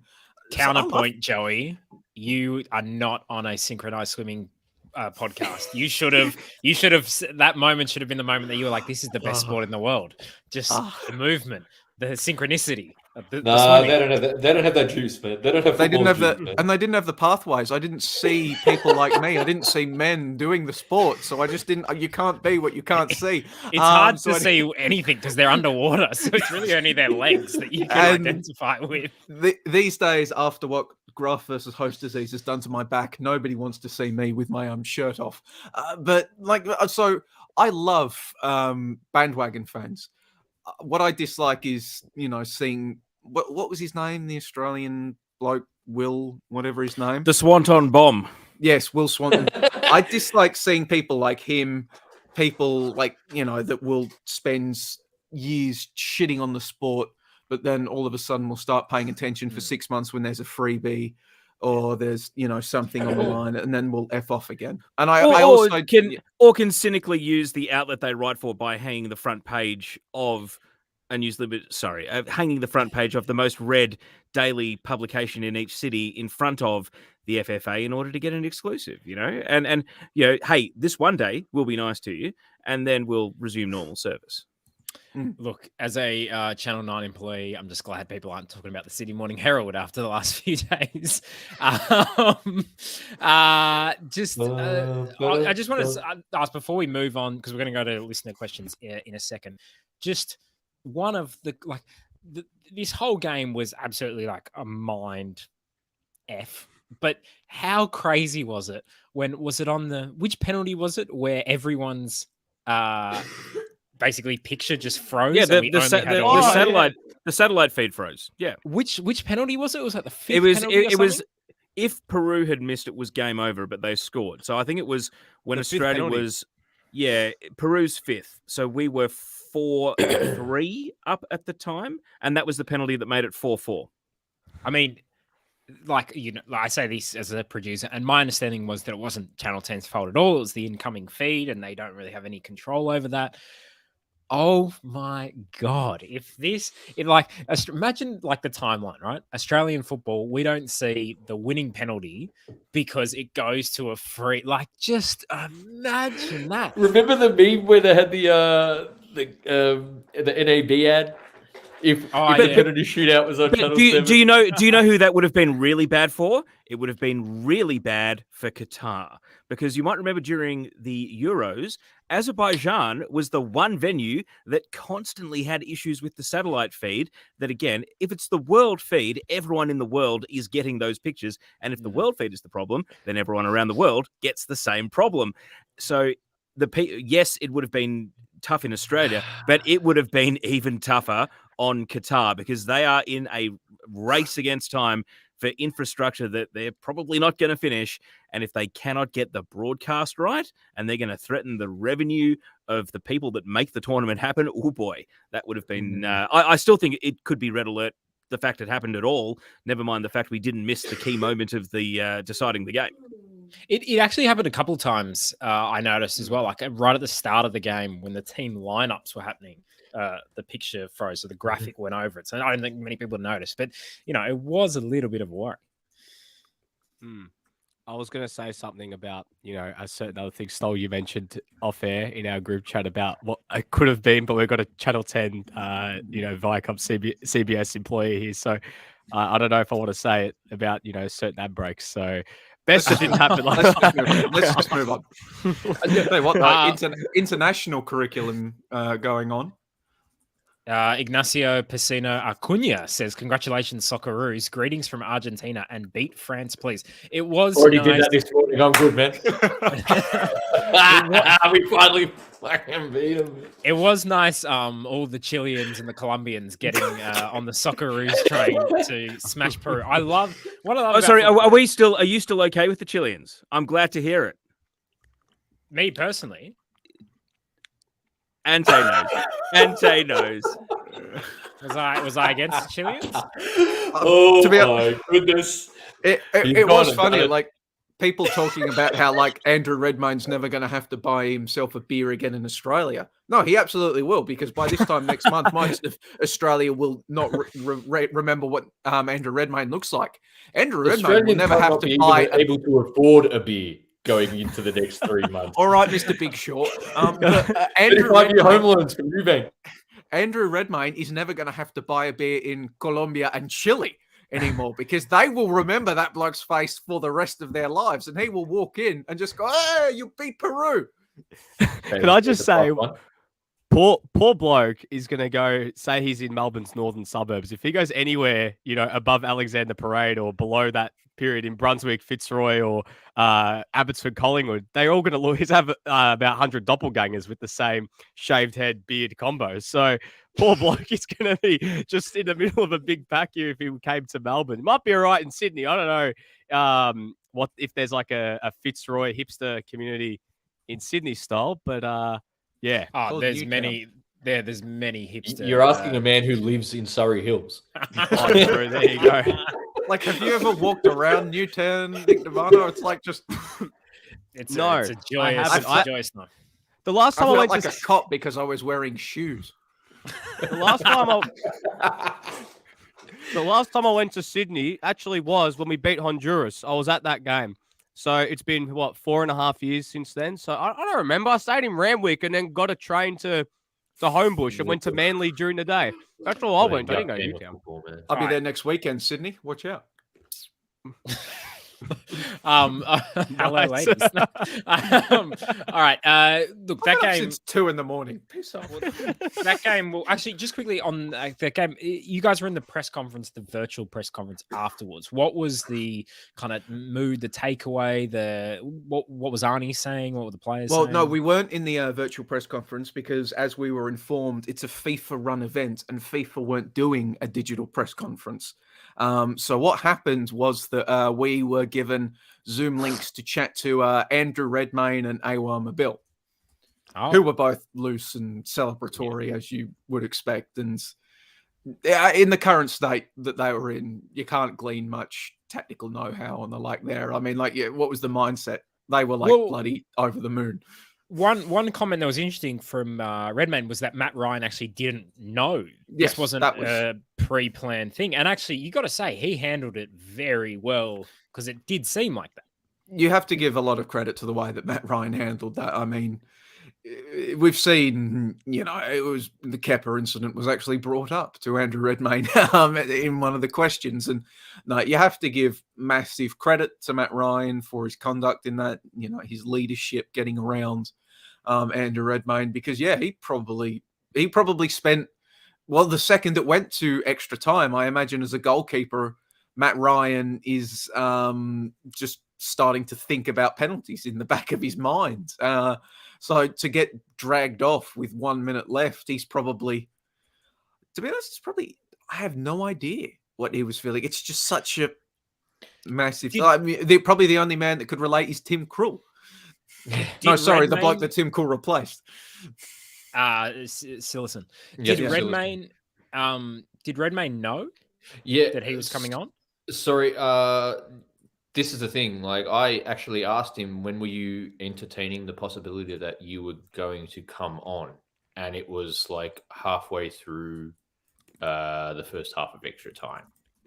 Okay, so he wasn't really, he wasn't really kind of like, So I actually asked about that in relation to how is it affecting his mind state? How is he, because if it's an interesting thing, because you'd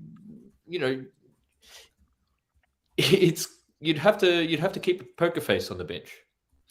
Especially, it feels like a massive roll of the dice from Ante. Yeah. Like, it doesn't feel like this was okay. If we get, we'll play for pens, we'll get to 0-0. Redmayne has been studying the penalty takers for 3 months, and this is why he's in the squad. It genuinely kind of just feels like he's like, what? I love Redders. No, but how relaxed was Redmayne? He's like laughing when he's talking to Matt Ryan and John Crawley in the break between extra time finishing and the penalty shootout. His body language was unbelievably calm. He actually spoke on that, though, in terms of their relationship, both, between Vukovic, Redmayne, Ryan, and Crawley. He spoke on how tight a relationship they all have between each other and how they all, support each other, irrespective of the circumstance. So, it was pretty interesting to see. But Joey, go for it. Well, I just wanted to add, it was really interesting. One thing he said, he talked about, because he was doing his dancing and his hijinks and all of that. And it looks very funny, but there's actually a really high degree of risk with that, in the sense that if he comes off his line or he, doesn't do something your feet aren't set. If his feet aren't set, like if he's coming off his line, anything, it gets called back. I mean, if he accidentally moves forward or backwards with that jump, which he very almost did in the lead into that, he sort of like jumped upwards. And I actually asked him if he almost fell over. He said he didn't, but. And that was one of the interesting responses, from that last penalty. You see Matt Ryan kind of thinking, like, everyone's gone off to celebrate with Redmayne, and then Ryan's thinking, oh, he might have come off his line. So he's kind of waiting for confirmation first. Yeah, but it's such a fine line. It's such a fine line. And he's doing all that. And he revealed to us that he didn't have a chance to practice that at training, because they were doing mock penalty shootouts. But as the third choice goalkeeper, Andrew Redmayne wasn't trying to save them as Andrew Redmayne. He was trying to save them as the UAE and Peru goalkeeper, and they don't do that. Yeah. So it was like real practice squad vibes. He wasn't goalkeeping as Andrew Redmayne. He was goalkeeping as the UAE and Peru goalkeeper, standing on the spot, not doing his dance. So he did that on muscle memory, maybe. Does it in the hotel room before games? I don't know. But so you're saying he's the Damien Mizdow of goalkeepers, Joey. Why don't I get that reference? Is that wrestling or AFL? Look, I want to give a shout out to all the people watching in Australia, but around the world. Andrea says, congratulations, Australia, from Mexico. Giacomo Ramagnoli says, hello from Peru. Romagnoli. Come on. Romagnoli. Sorry. As Australia, you're an amazing team. Congratulations. Greetings to Peru. Lovely to hear from Peru and Mexico. Great stuff, guys. Yeah, let us know. I mean, you know what? This is the internet. Just make up where you're watching. Right. Hi, I'm watching from the moon. We'll say it. It'll be fun to we'll happily become the international curriculum. Like, no problem. Absolutely. Can I just say, just on Edmund's comment here about Jersey Dudek, when I actually saw him doing on the line, there was a little bit of PTSD in that moment as a Milan fan, thinking, "Oh no, I've seen this story before, but this time I'm rooting for it. I don't want to see this." But I just wanted to also answer one more question that actually came through a lot earlier from Alan Riley. Good, great fan of the show. Friend of the show. All right, Joey, as you said, you've been up since 2:30. We've all been up quite early. My brain is fogging up, all right? Who would have I supported if Australia didn't get through? Well, olive oil supremacy, man. Come on. It would have had to have been one of the Mediterranean teams. It would have had, except wouldn't have been, Nick. You know damn well you would have been supporting whoever England was playing on that day. Well, mate, that's who we're all supporting. You ended my point before I got there, Joey, because that is part of it. I would be one day an Iran fan, one day a USA fan, one day a Wales fan, but also ACO, clip that. One day an Iran fan, Nick Cabano. Eddie Scotchich, good coach, man. But the other thing is, I've had another great friend of the podcast, Pakua Frimpong, in my ear telling me from the second Italy got eliminated to get on the Ghana bandwagon. And the fact that they're bringing in some certified ballers who are coming in now that have pledged their allegiance to their national team. I got to say, guys, I got a bit of a soft spot for Ghana. She's won me over a little bit with it. They got some ballers. I still have a soft spot for going way back to 2010. You know, that they got hard done by in that quarterfinal. I want to see them do well. So, but look, it's good that at least I have one team, because it was going to be a tough World Cup if both Italy and Australia weren't there. I just have to make a serious point here. Oh, no. Piss off. No, like, I mean, I was just thinking about it this morning, like the fact that, you know, I live in a time where Croatia and Australia can both be at a World Cup. Like, it's pretty cool. You know, I think about my dad, and like the fact that, you know, he had to leave for Australia because he couldn't say he was Croatian. And now, you know, and then you take into account as well, like Australia's long and arduous road from 74 to 2006. And these were people who almost had lifetimes, you know, or, you know, significant chunks of their lifetime not seeing Australia at a World Cup, for example. And, you know, I feel incredibly lucky and blessed, like with this all being said about, you know, how and why, and, you know, how and why Australia can improve, and our desire for improvement. Like,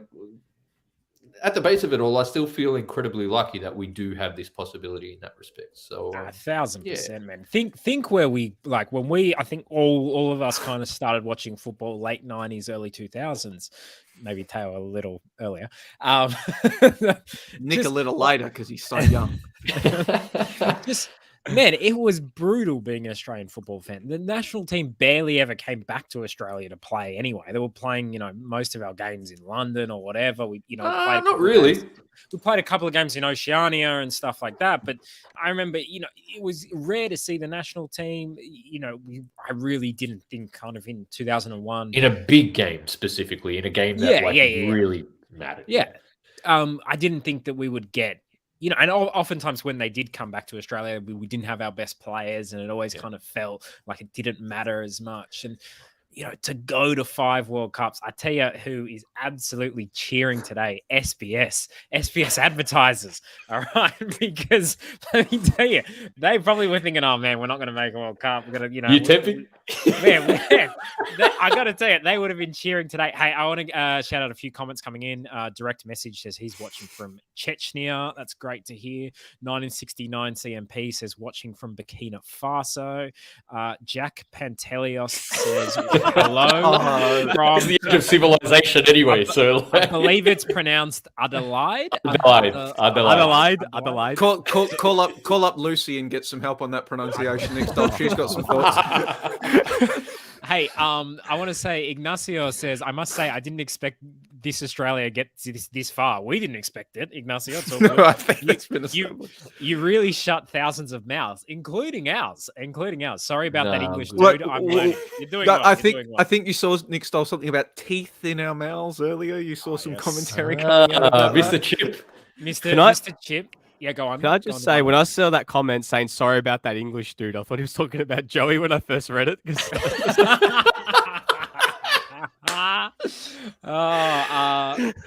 very good, Nick. Very good. I thought Ignacio might be like a Stoll burner or something for a second. Sorry, but Louise says, hello, Australian friends. From Peru, congratulations. You were much better than Peru. The Peruvian press was very bad with you, and the Peruvian players looked down on you. Many mouths were silenced today. Yeah, you know, I mean, the thing was, Peru did feel like, and we take that, you know, we really accept your, it's very gracious of you, Lewis, to say that. Peru did kind of feel like they were going just to celebrate, have the party. I mean, I don't know. I think Josh said they felt nervous. No, I saw a lot of nerves. You don't send the shaman up the mountain to cast spells if you're feeling confident. I mean, we had John Safran do exactly the same thing in 2005, and look, I made this comparison with Joey and Michelle Escobar. I'm going to plug Optus again on an Optus live Twitter space last night. That we see the TV presenter imitating the kangaroo, but that's because the medium of communication in Peru is still television. In Australia, we've got Evan Morgan Graham churning out the memes. You know, we just communicate differently with our banter. In Peru, it's still a televised panel show on mainstream media. Here, it's people who are self-taught in Photoshop. That's the difference, really. Yeah, and also they're feeling like 24 hours of content a day, and there's so many shows about it, and you know, and you clip it out the worst 10 seconds of it. But if there's anyone in Peru can tell us, so they have their own version of El Chiringuito. Like we like that would have been box office watching it after the loss. Just a bit of this is a bit of for my own personal brand, but bit disappointed in Lapadula's output. As much as it's great he didn't score, I think for my own personal brand, going into bat for him on Sunday and then he didn't really do much. I was a little bit disappointed. Good penalty. That early chance was a big one, man. Yeah, but other than that, it just the ball. If he scored with his face, it would have been the most Lapadula goal possible. So. Guest appearance again. Say hello. Hi, Joe. Hey. Can I say hi? Yes, say hi. Joe, she can't hear you because I've got the headphones in, but obviously you can hear her on the mic. You'll hear the call. Yes. But Joey's mum is from, man. Alan Riley, lovely to watch this from Carlisle, where Joey's mum is from. Ma'am. One thing I wanted to... now to... she's making fun of my accent. She's picked up on it. Tell her there are people watching. She asked me to say plan. You bastards. Hey, I want to ask, between now and November, what changes with this team? Obviously, we saw in 2013, we qualified under, Holger, and Holger was, fired after some pretty terrible results against Brazil and France, from memory. Often the team that qualifies, the squad is quite different, although usually there's a lot longer period. I think there's usually like an 8-9 month period between qualifying and the World Cup. How much do you think this squad changes? And do any of you guys think there's a chance? I mean, I think Arnie for sure will take us there. I don't know necessarily whether that's the Arnie is 1,000% taking us there. Take that to the bank. Yeah. No, all good. Does anyone think we would be better off replacing him, and then I guess with who is available? No. Not even a point. No, there's no point. Yeah, there's no point, and B, I've established on my position on this show, just federations shouldn't get rid of the coaches they have appointed for a cycle. Like they should dance with the one they brought. Stick it to. Yeah, Arnold's vision is what Football Australia chose for this cycle, and they should see it through. And if they would have been knocked out against Peru today, they would have had to live with the consequences. If they'd been knocked out against UAE, they would have had to live with the consequences. And if they get pumped 6-0 every game of the World Cup, they will have to live with the consequences. Yeah. That's like that's why we have technical staff and that appoint these people. Well, Absolutely. we have advertisements. I don't know. I'm of a similar stance. Like even after Australia was knocked out in the Asian Cup in 2019, I wrote and said like Australia should stick by their choice here. And that's not a commentary on whether how good or bad I believe Graham Arnold is as a coach at international level or how compatible he is at international level. But this is a decision Australian football has made. Australian football should stick by it. And, for once, show some consistency. I want to ask about the ticking clock. We saw Harry Suter in the tunnel, on the field after the game, even doing a bit of live on the phone, behind the scenes stuff. So here, the first group game that we play at the World Cup will be 53 weeks, 1 year and 1 week after his torn ACL. Do we take it as read that the level of professionalism and care he is getting from both club and country will rehab him in time? And does anyone actually have any insights into how soon he might be returning to club football? Because he's probably the obvious ticking clock, and then anything else we discuss is really more qualitative squad composition discussions as opposed to literally can someone play or not in his case. I don't have any insights into how his recovery is going, but I would say we've seen what the Socceroos staff did surrounding Aaron Moy to get, I'm going to ignore Nick Stoll. We saw what they did surrounding Aaron Moy, a player that they deemed necessary and pivotal to their play, the resources that they put into getting him ready for these qualifiers. If they deem Harry Suter to be as important as I think they do, I would not be surprised if, Andrew Clark moves in with him over the coming months to just help him with his rehab and all of that sort of stuff. Can I just say, reading just a quick article, Don Bossi wrote today that he's already resumed training with Stoke and he will be fit in time for the World Cup. So you'd assume that if he's already started training, he will maybe get a few games in, at least of club level football. I don't know if he'll be fit, say, day one of the season. He might, knowing modern advancements with recovering from ACLs and everything. I know every player is different with their recovery. We're already 9 months in. Yeah, so there's every no, I think it's 7. It was in November. November. Yeah. Early November. Sorry. Yeah, so we're closing in. There's every chance he could be fit match day 1 of the championship next season. But I think if he's fit, he's going. Like there's no doubt about it. He will be there. He'll start. He'll be given every chance to start. He's starting in that first game. So for me, I think it's a no-brainer. If he's ready to go, he's going. The other thing is the A-League based players in the squad. Now, we believe the season's starting in October. So how many A-League men's games are actually going to get played before the World Cup? And does it mean that the only hope of someone like a Marco Tilio keeping his spot in the Socceroos is to seek out a 6-month loan so that he starts his club season in July rather than starting it in October? I mean, correct me if I've got my dates wrong here, but does anyone in the A-League actually have to think about a move in order to save their prospects for getting selected in time for a November World Cup? Redmayne. That's if Tilio's still there. He might already be gone by then. That's the same with Goodwin as well. He might be going back to his loan club, considering they want him back now they got promoted. But I mean, even someone who's on the outer fringe, like say, I don't know, an Andrew Naboot, a Ryan Grant, D'Agostino. I can't see Ryan Grant forcing his way back into this side now that ahead of Atkinson and Cutter. Seem entrenched. I can't see Ryan Grant outside of injury. Is there anyone else in the A-League who I've forgotten then that needs to? Well, apparently, all right. Let's more interesting question. Sorry, who's an A-League bolter?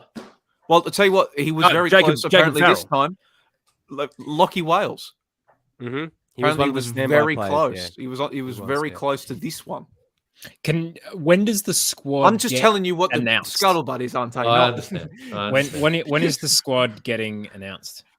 I believe would be in October, wouldn't it? Like, so they'd announce it. Is there going to be a chance for any A-League players to play themselves into the squad. You know what I mean? Because if there's no games, mate. I mean, I don't think anyone's going to get in off Australia Cup performances. The only chances you're going to get Damien is Iconis. It's finally his time. A Malvern City still in. It's gonna be like either Australia Cup or you perform in a high NRI match in the European friendlies that they've got here in July. Like, what about Jesus Christ. Fornaroli? Does Fornaroli get in? I think no. I don't think so. But I think the one that to keep an eye on. Random. On the subject of A-League bolters. No, a serious point. Subject of A-League bolters. The cum dog. Yeah. I think if he didn't get in this time, he's not going to get in. This is genuine question. Another one as well. You're talking about a player that I think could honestly maybe look at getting that move overseas, Teo, if he's looking to get some games to maybe put himself in the frame. Well, I mean, Ben Falami got called up last minute for that last window. He had a good season. Could he be a player that maybe goes overseas, gets some games, puts himself at least in the shop front? I can't see him leaving Victory, but I think he's someone who's like close enough at least. Do we think are there any players that will push really hard because of this calendar issue? Because if I'm a A-League player on the fringe, I would be massively now pushing for an overseas move just to get games in, just to play myself into the squad. Because if you're at Sydney FC or whoever, given Davidson's performance against Jordan, what is our depth chart at left back behind Aziz Bayic now? Ben Garuccio and Joel King. But Ben Garuccio is looking like he's right on the outer at the moment. He had a pretty good season. Like I'm thinking more in terms of depth.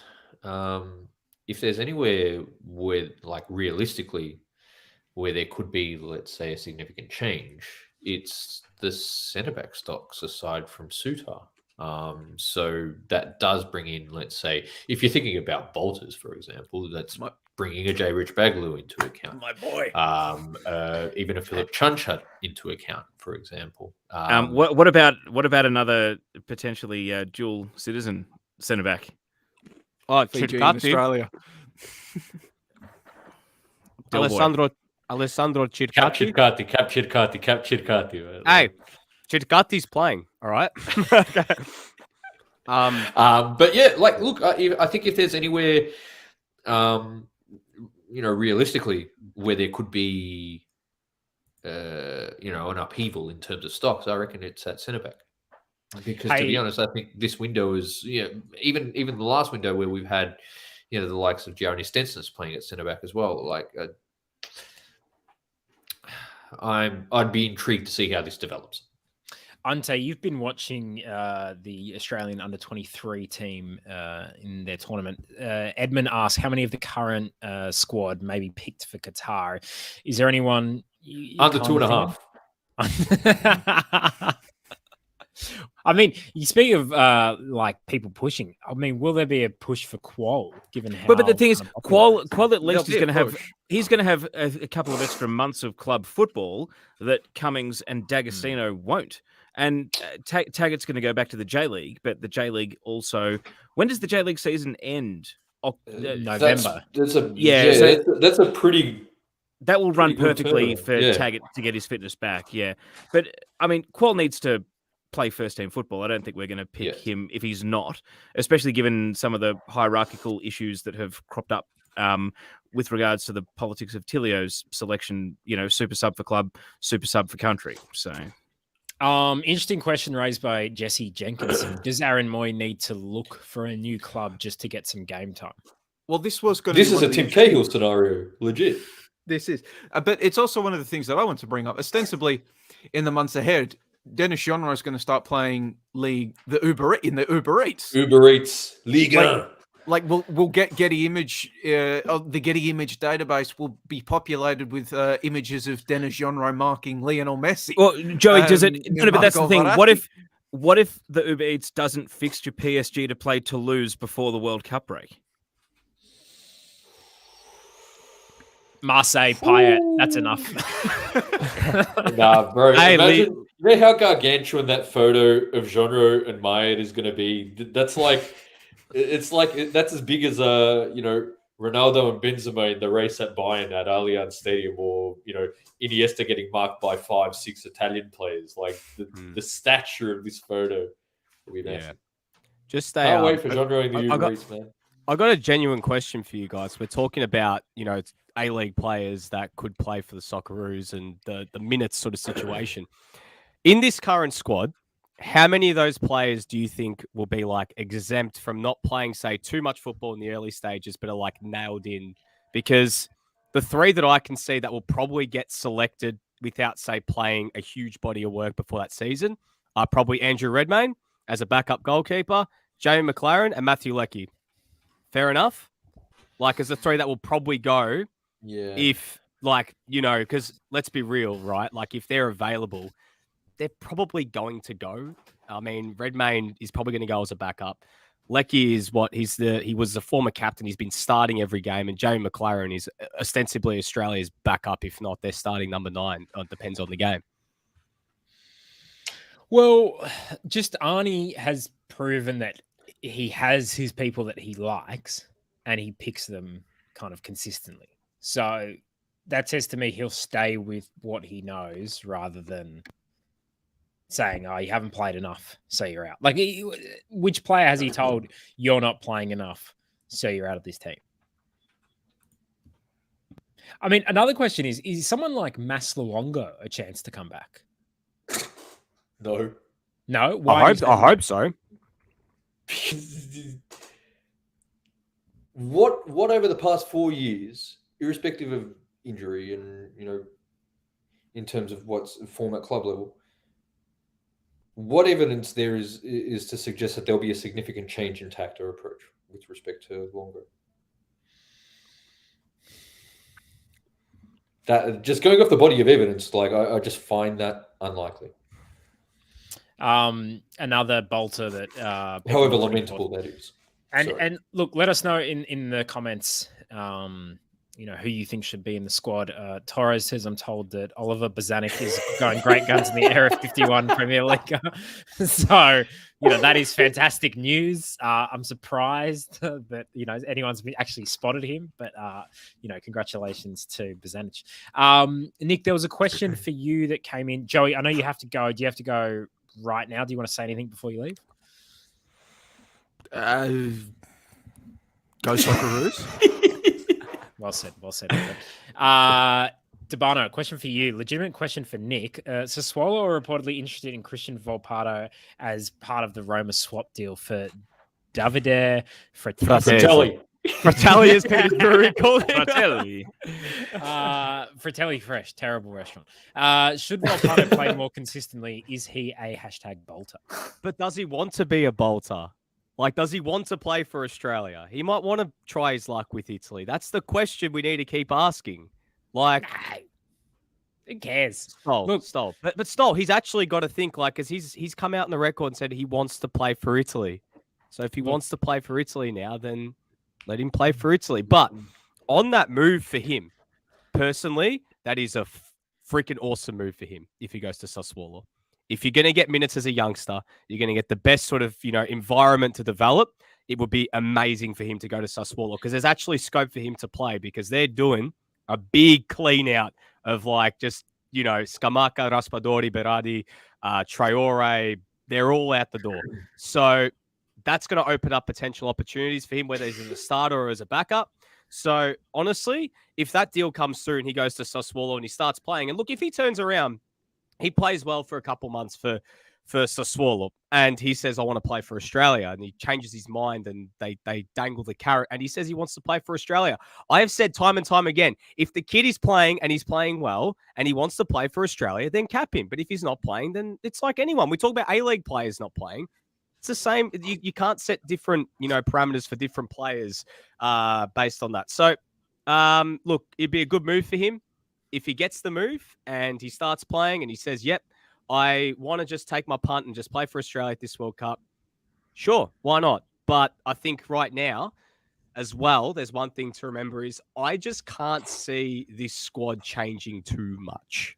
Being 110% real. This squad, considering the calendar, considering this is a mid-season World Cup, I don't see it changing too much from what we've already seen. Maybe from the squad that was picked for this round, you probably can include Harry Suter. You can include Tom Rogic if he decides he wants to play. And maybe a couple others. But other than that, I really can't see it changing a hell of a lot unless there's injuries. Like there's a spate of injuries that happens from now between then and November. The other thing is 26 man squad, so extra 3 names there. We'll add to it. Look, persistency pays off, and Karen has been giving plenty of comments in the YouTube, which we love to see. Hello, Australian brothers from, I'm going to say, Sligo Island. Today I felt Australian. Some players are of Irish origin and will represent us in the cup. Peru could win it if it was at home and away game, but it was not. It was not. She also says Nick Stoll looked like Shane Filan of Westlife and Harry Kill-Mix. I'm actually wearing Harry Kill's jumper right now. And then also Nick DeBano looks like Matt Hummels. I mean, that's a bit of a classic. That's from the very first episode. Yeah. I even got a Kevin Richardson from the Backstreet Boys. I got to say, Karen, this might be your calling, mixing football players and boy band members, and who the Ante Jukic looks like. I don't even know who that is. I don't know who that Josh is. Saviano. Let's Google this. I'm going to Google this. He's an American lawyer that was a former child actor in The Wonder Years on ABC. He's played Kevin Arnold's best friend. Ante Jukic looks like. Karen, who does Theo look like? Let us know.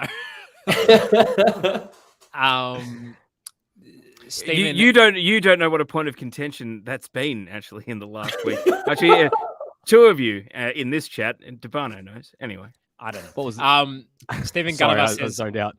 Volpato is never going to play for the Socceroos. People just need to accept it. Mate, is this guy ever going to play football? Because he's played 3 minutes for Roma and he's done a 5-minute package on Optus. All right, he's done more on Optus than he's done for Serie A. We've spent more time on him than he's actually played minutes on this podcast. So and storage specs, more tweets than minutes. Exactly. More haircuts than minutes. Like, goodness. It's actually getting annoying now. Just let the kid play and just get off my back, please. Like I'm over it. Okay, I'm done. I'm done. Salim commenting from Peru. Hello, dear. You know how nice are the Peruvians? Hello, dear Australian friends. Oh my goodness! Like, thank you so much. You are a very powerful team. It's because we have good Aussie DNA. I don't know if that translates for you, Salim. Peru played lousy. Which Peruvian player gave you more concern or fear? Thanks and success. What a great way to sign off, by the way. Thanks and success. Thanks and success. Pena. You know what? I got to say, I was very disappointed with Cueva. I mean, I wasn't disappointed because he didn't play badly, but it was just like he was so Cueva. Look, the Cueva, like I said, the Cueva.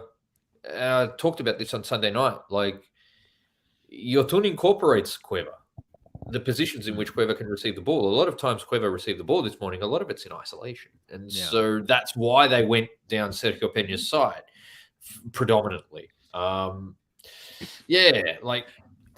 You know what? I would love, if anyone is watching from Peru, and I'd love to know the reaction from the Peruvian media and the Peruvian people. Let us know in the comments what they've been, because, coming into this match, obviously there was a lot of, they were very confident coming in.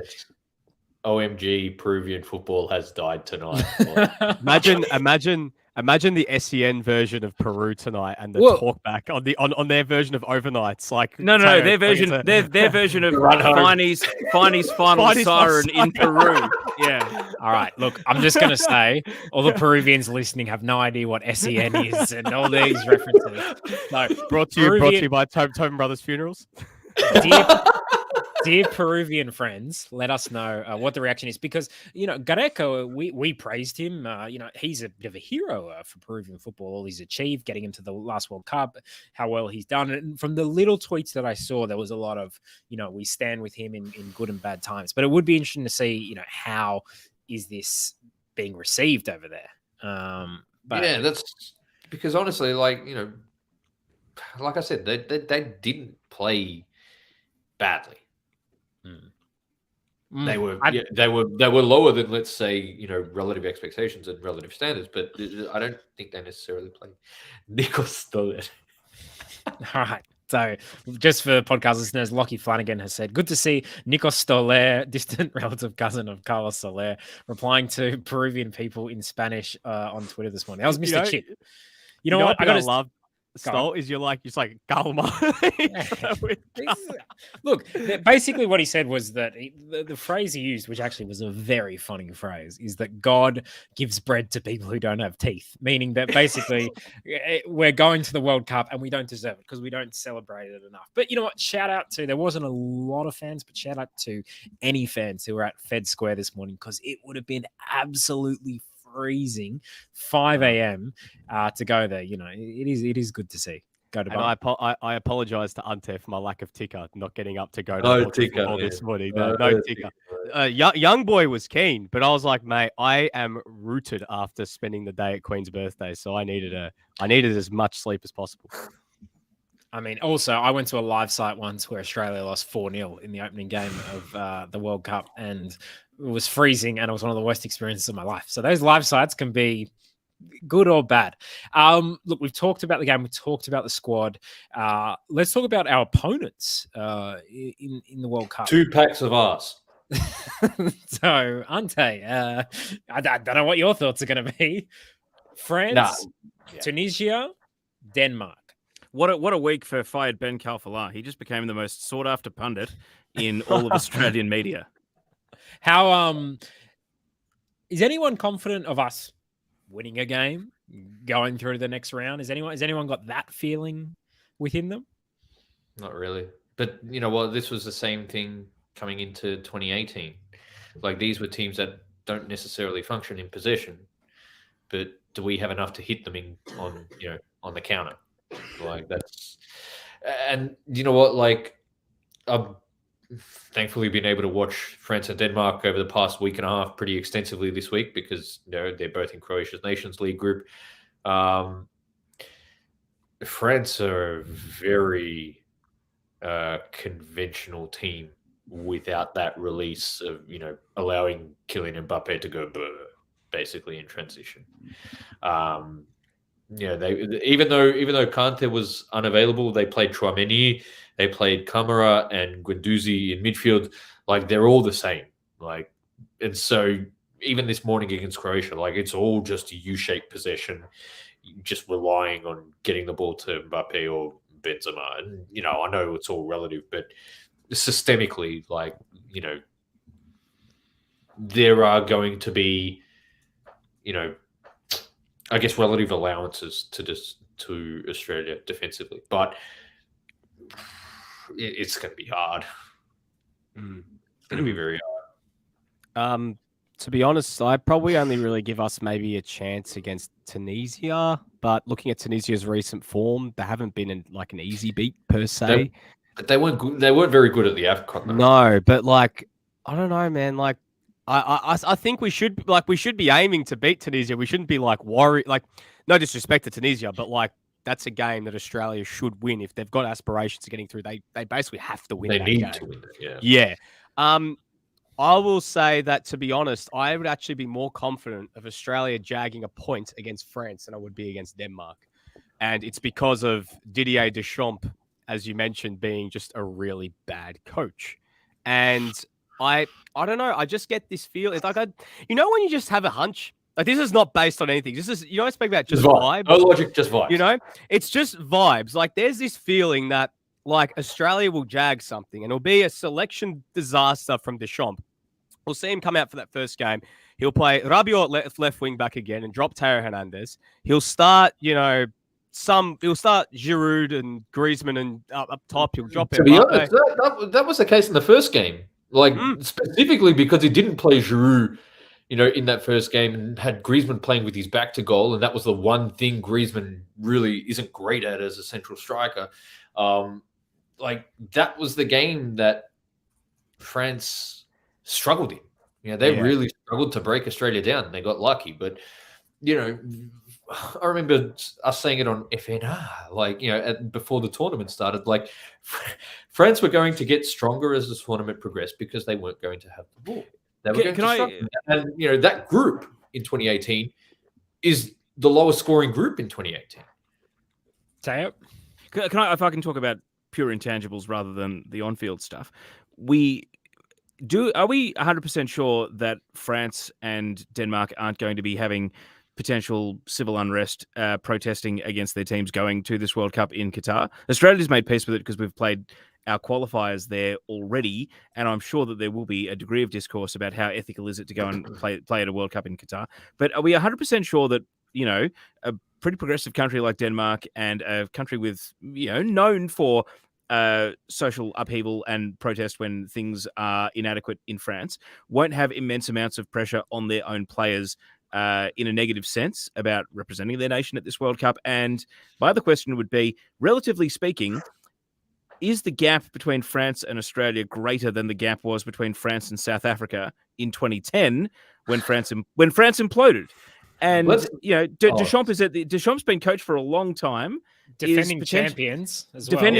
Curse of the defending champions, but also with the potential for, our fans are protesting us even being here. The coach has expired ideas and we're winning this game off the back of the individual talents of a couple of players who we try to feed the ball to. Is it a perfect storm for it to have nothing to do with us, but we are in the right place at the right time? Let's not forget the pretty extensive bilateral agreements between the Qatari and French governments. And the PSG connection and the beIN Sports funding. French governmental contracts going to Qatar, before the vote went down as well. When it comes to the World Cup curse, like 2014 and 2018, they were very strong groups that Spain and Germany were in. That's not the case this year. Yeah, best not to mention. I think this is the year it breaks. Best not to mention 2010, guys, because that was like the weakest of the groups. Uruguay was sick. What are you talking about? No, talking about Paraguay. I think said Uruguay. No, Paraguay. No, yeah, Paraguay was sick. But Pete Monik in the group as well. Yeah, and they had bloody Mark Paston became Buffon for 90 minutes. Like, I don't know how that hasn't been investigated yet. But it was like it was like Space Jam or like the freaking Monstars in that game. No, but honestly, like, I think it's going to be interesting because like Denmark were really like the Euros are a weird one because they did ride a bit of a wave as well to the semi-finals and got a bit of a good draw. They rode that wave after the unfortunate situation with Eriksen. But they were just very good off the break too. Like, that's one thing we've got to be careful about. And we're not going to be the team that's going to have most of the ball against Denmark. Let's be real. I think Denmark are going to try and get on, probably by default, are going to end up with more of the ball. And if they're going with Højbjerg and Delaney as two destroyers, that actually might work out okay for us. The one player that I am worried about between the two teams, and I think there is no chance of us beating France, and this is just very much on brand, but if Mike Mignon plays, we are screwed. We are not scoring past Mike Mignon. And if Teo Hernandez is starting at left back, forget about it. Just hang it in, guys. Hang it in. I mean, like, that's actually one interesting thing, specifically about France. Like, whether Dino or Teo Hernandez plays at left back, because these are teams that do ultimately play in U-shaped possession. They're very lateral. So if you do have a force of nature like that, or even in Denmark's case, a Joachim Mahler, it creates a different dynamic. That's where I'm very intrigued to see. That's probably the one difference in dynamic with respect to Denmark and Australia, because they do have a Mahler, whereas they're still very similar. Relying on Cornelius up front, still have a very pragmatic midfield. Delaney and Højbjerg, even though Lasse Schöne was a bit different in that respect. How they incorporate Damsgaard and Eriksen as well, that's, they're still ultimately going to play in a similar way than what they did to 2018. And that's also the case with France, because really, Adrien Rabiot is basically a Monsieur Blaise Matuidi replacement.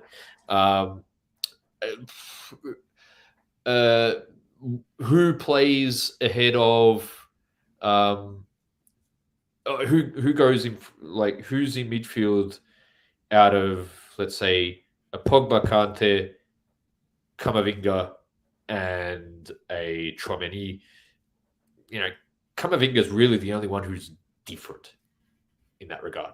Like, not different, but I'll say transformative in that regard. Because in terms of how they receive the ball, where they receive the ball, they're still very, singular in terms of dimension.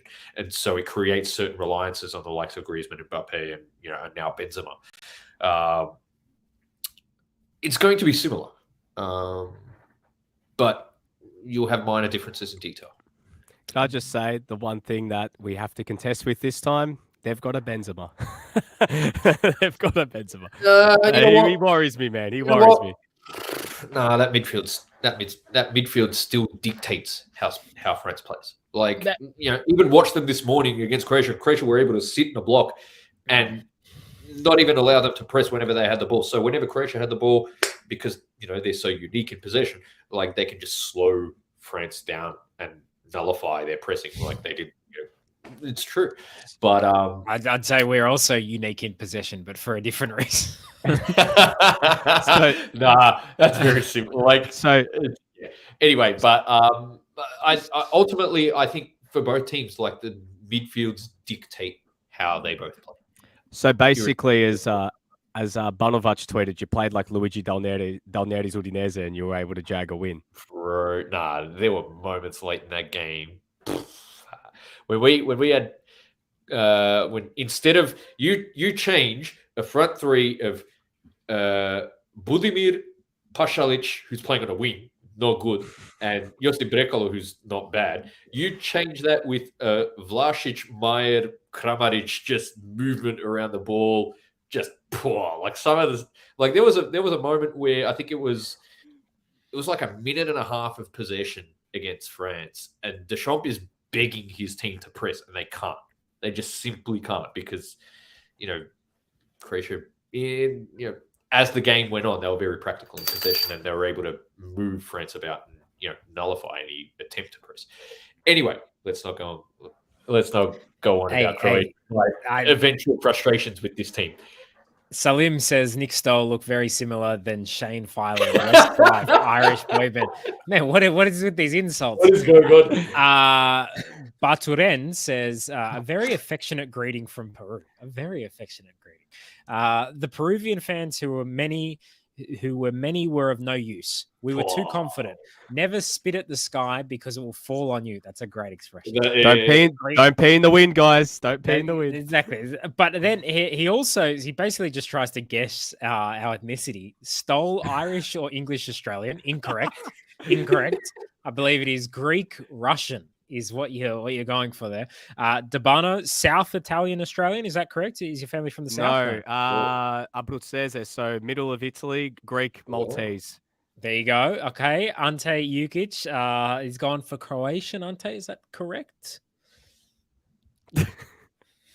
Ante, well, my old man technically is from outside of the Croatian border. It's an ethnically Croatian region of Herzegovina, but yeah, Croatian. Okay, all right. I'll get half point for Patrene. And Pellizzeri, North Italian Australian is the question. Is truth, Taya? My ma'am, as Joey would say, is Australian Scottish heritage. So the Italian side is north and south. Okay, there we go. We have gone over 2 hours. Yeah, well, we're just saying our nationality. Stoll's nationality is in Yester, pal. Exactly. That's right. That's right. Is Stolic's micro? But is my signal not working very well? Your internet has taken my internet at bits today. There was some bits where you were in like 1K, man. Like you were in my house. I don't know what you were doing in my house, man. But get out.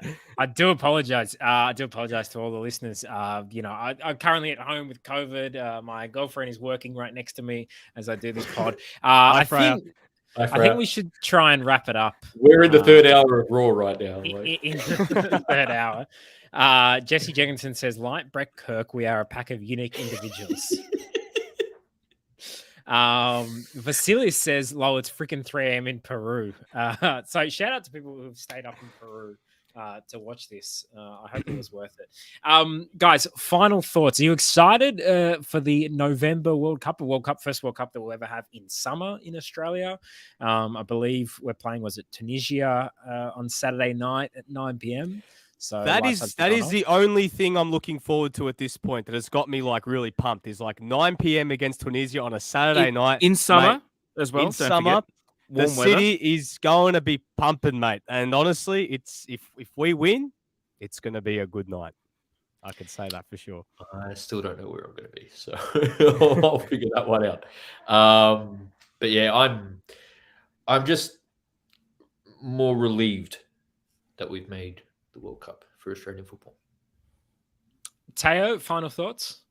I didn't feel a great deal of anxiety about this game. I'll be honest, not really nervous or worried about anything, even when Peru hit the post, probably until Awamabil stepped up. That's the first time I genuinely thought, oh no, we might lose. But hey, his penalty, like many of the other penalties, was good. And the head games from the Peruvian goalkeeper didn't work, thankfully, because that was where probably the first time in the morning I started to stress. But like I've said, I think that, we are in the moment of enjoying it, but TNC, and I know that I'm not on every week and may not be on in future weeks for a little while, but I really do appreciate the role you guys play, especially when I hear things that have been raised on TNC coming back from people who may not necessarily have listened to the primary source, but could have got it from somewhere else. I think it plays an important role, and people are going to be taking their victory laps and pats on the back, but let's not get carried away with those because as we've said, it doesn't forgive everything that we during this World Cup cycle. Guys, we're going to leave it there. Shout out to Joey, who had to run to commentate an Australia Cup match. Does anyone know which match that was? Bentley versus Banyul. Tune in tonight to watch the heavyweight clash between, all of you guys in Peru. You probably really want to catch this game. It's going to be amazing. Two traditional rivals. This is kind of like the Boca River of Victorian football. So check that out. Does anyone have anything to plug? If you've sat through all this, you've got to sit through the John Aloisi, Mark Schwarzer podcast with Teo that he recorded earlier on Optus Sport. Yes, the Gegenpod. GEGENPOD, the Gegenpod. And then go back a year and listen to the episodes that I was on. I will say I've kept some of my powder dry. So something coming? Yeah, I'll have something out in the morning. Wednesday. Head on over to either afl.com.au or the AFL app to catch what my point was for 6 things we learned this weekend for the North Melbourne GWS game. And stay tuned for my match report from Carlton Richmond on Thursday night. Unfortunately, the football sphere with writing is going a bit dry until the friendlies. All right, guys. Thank you so much for tuning in. We really appreciate everyone who commented. Really appreciate everyone who watches and listens. TNC will come back on Sunday night at 7 p.m. Local time, and we'll talk all about Australian football from then on. But thank you so much, and congratulations to the Socceroos.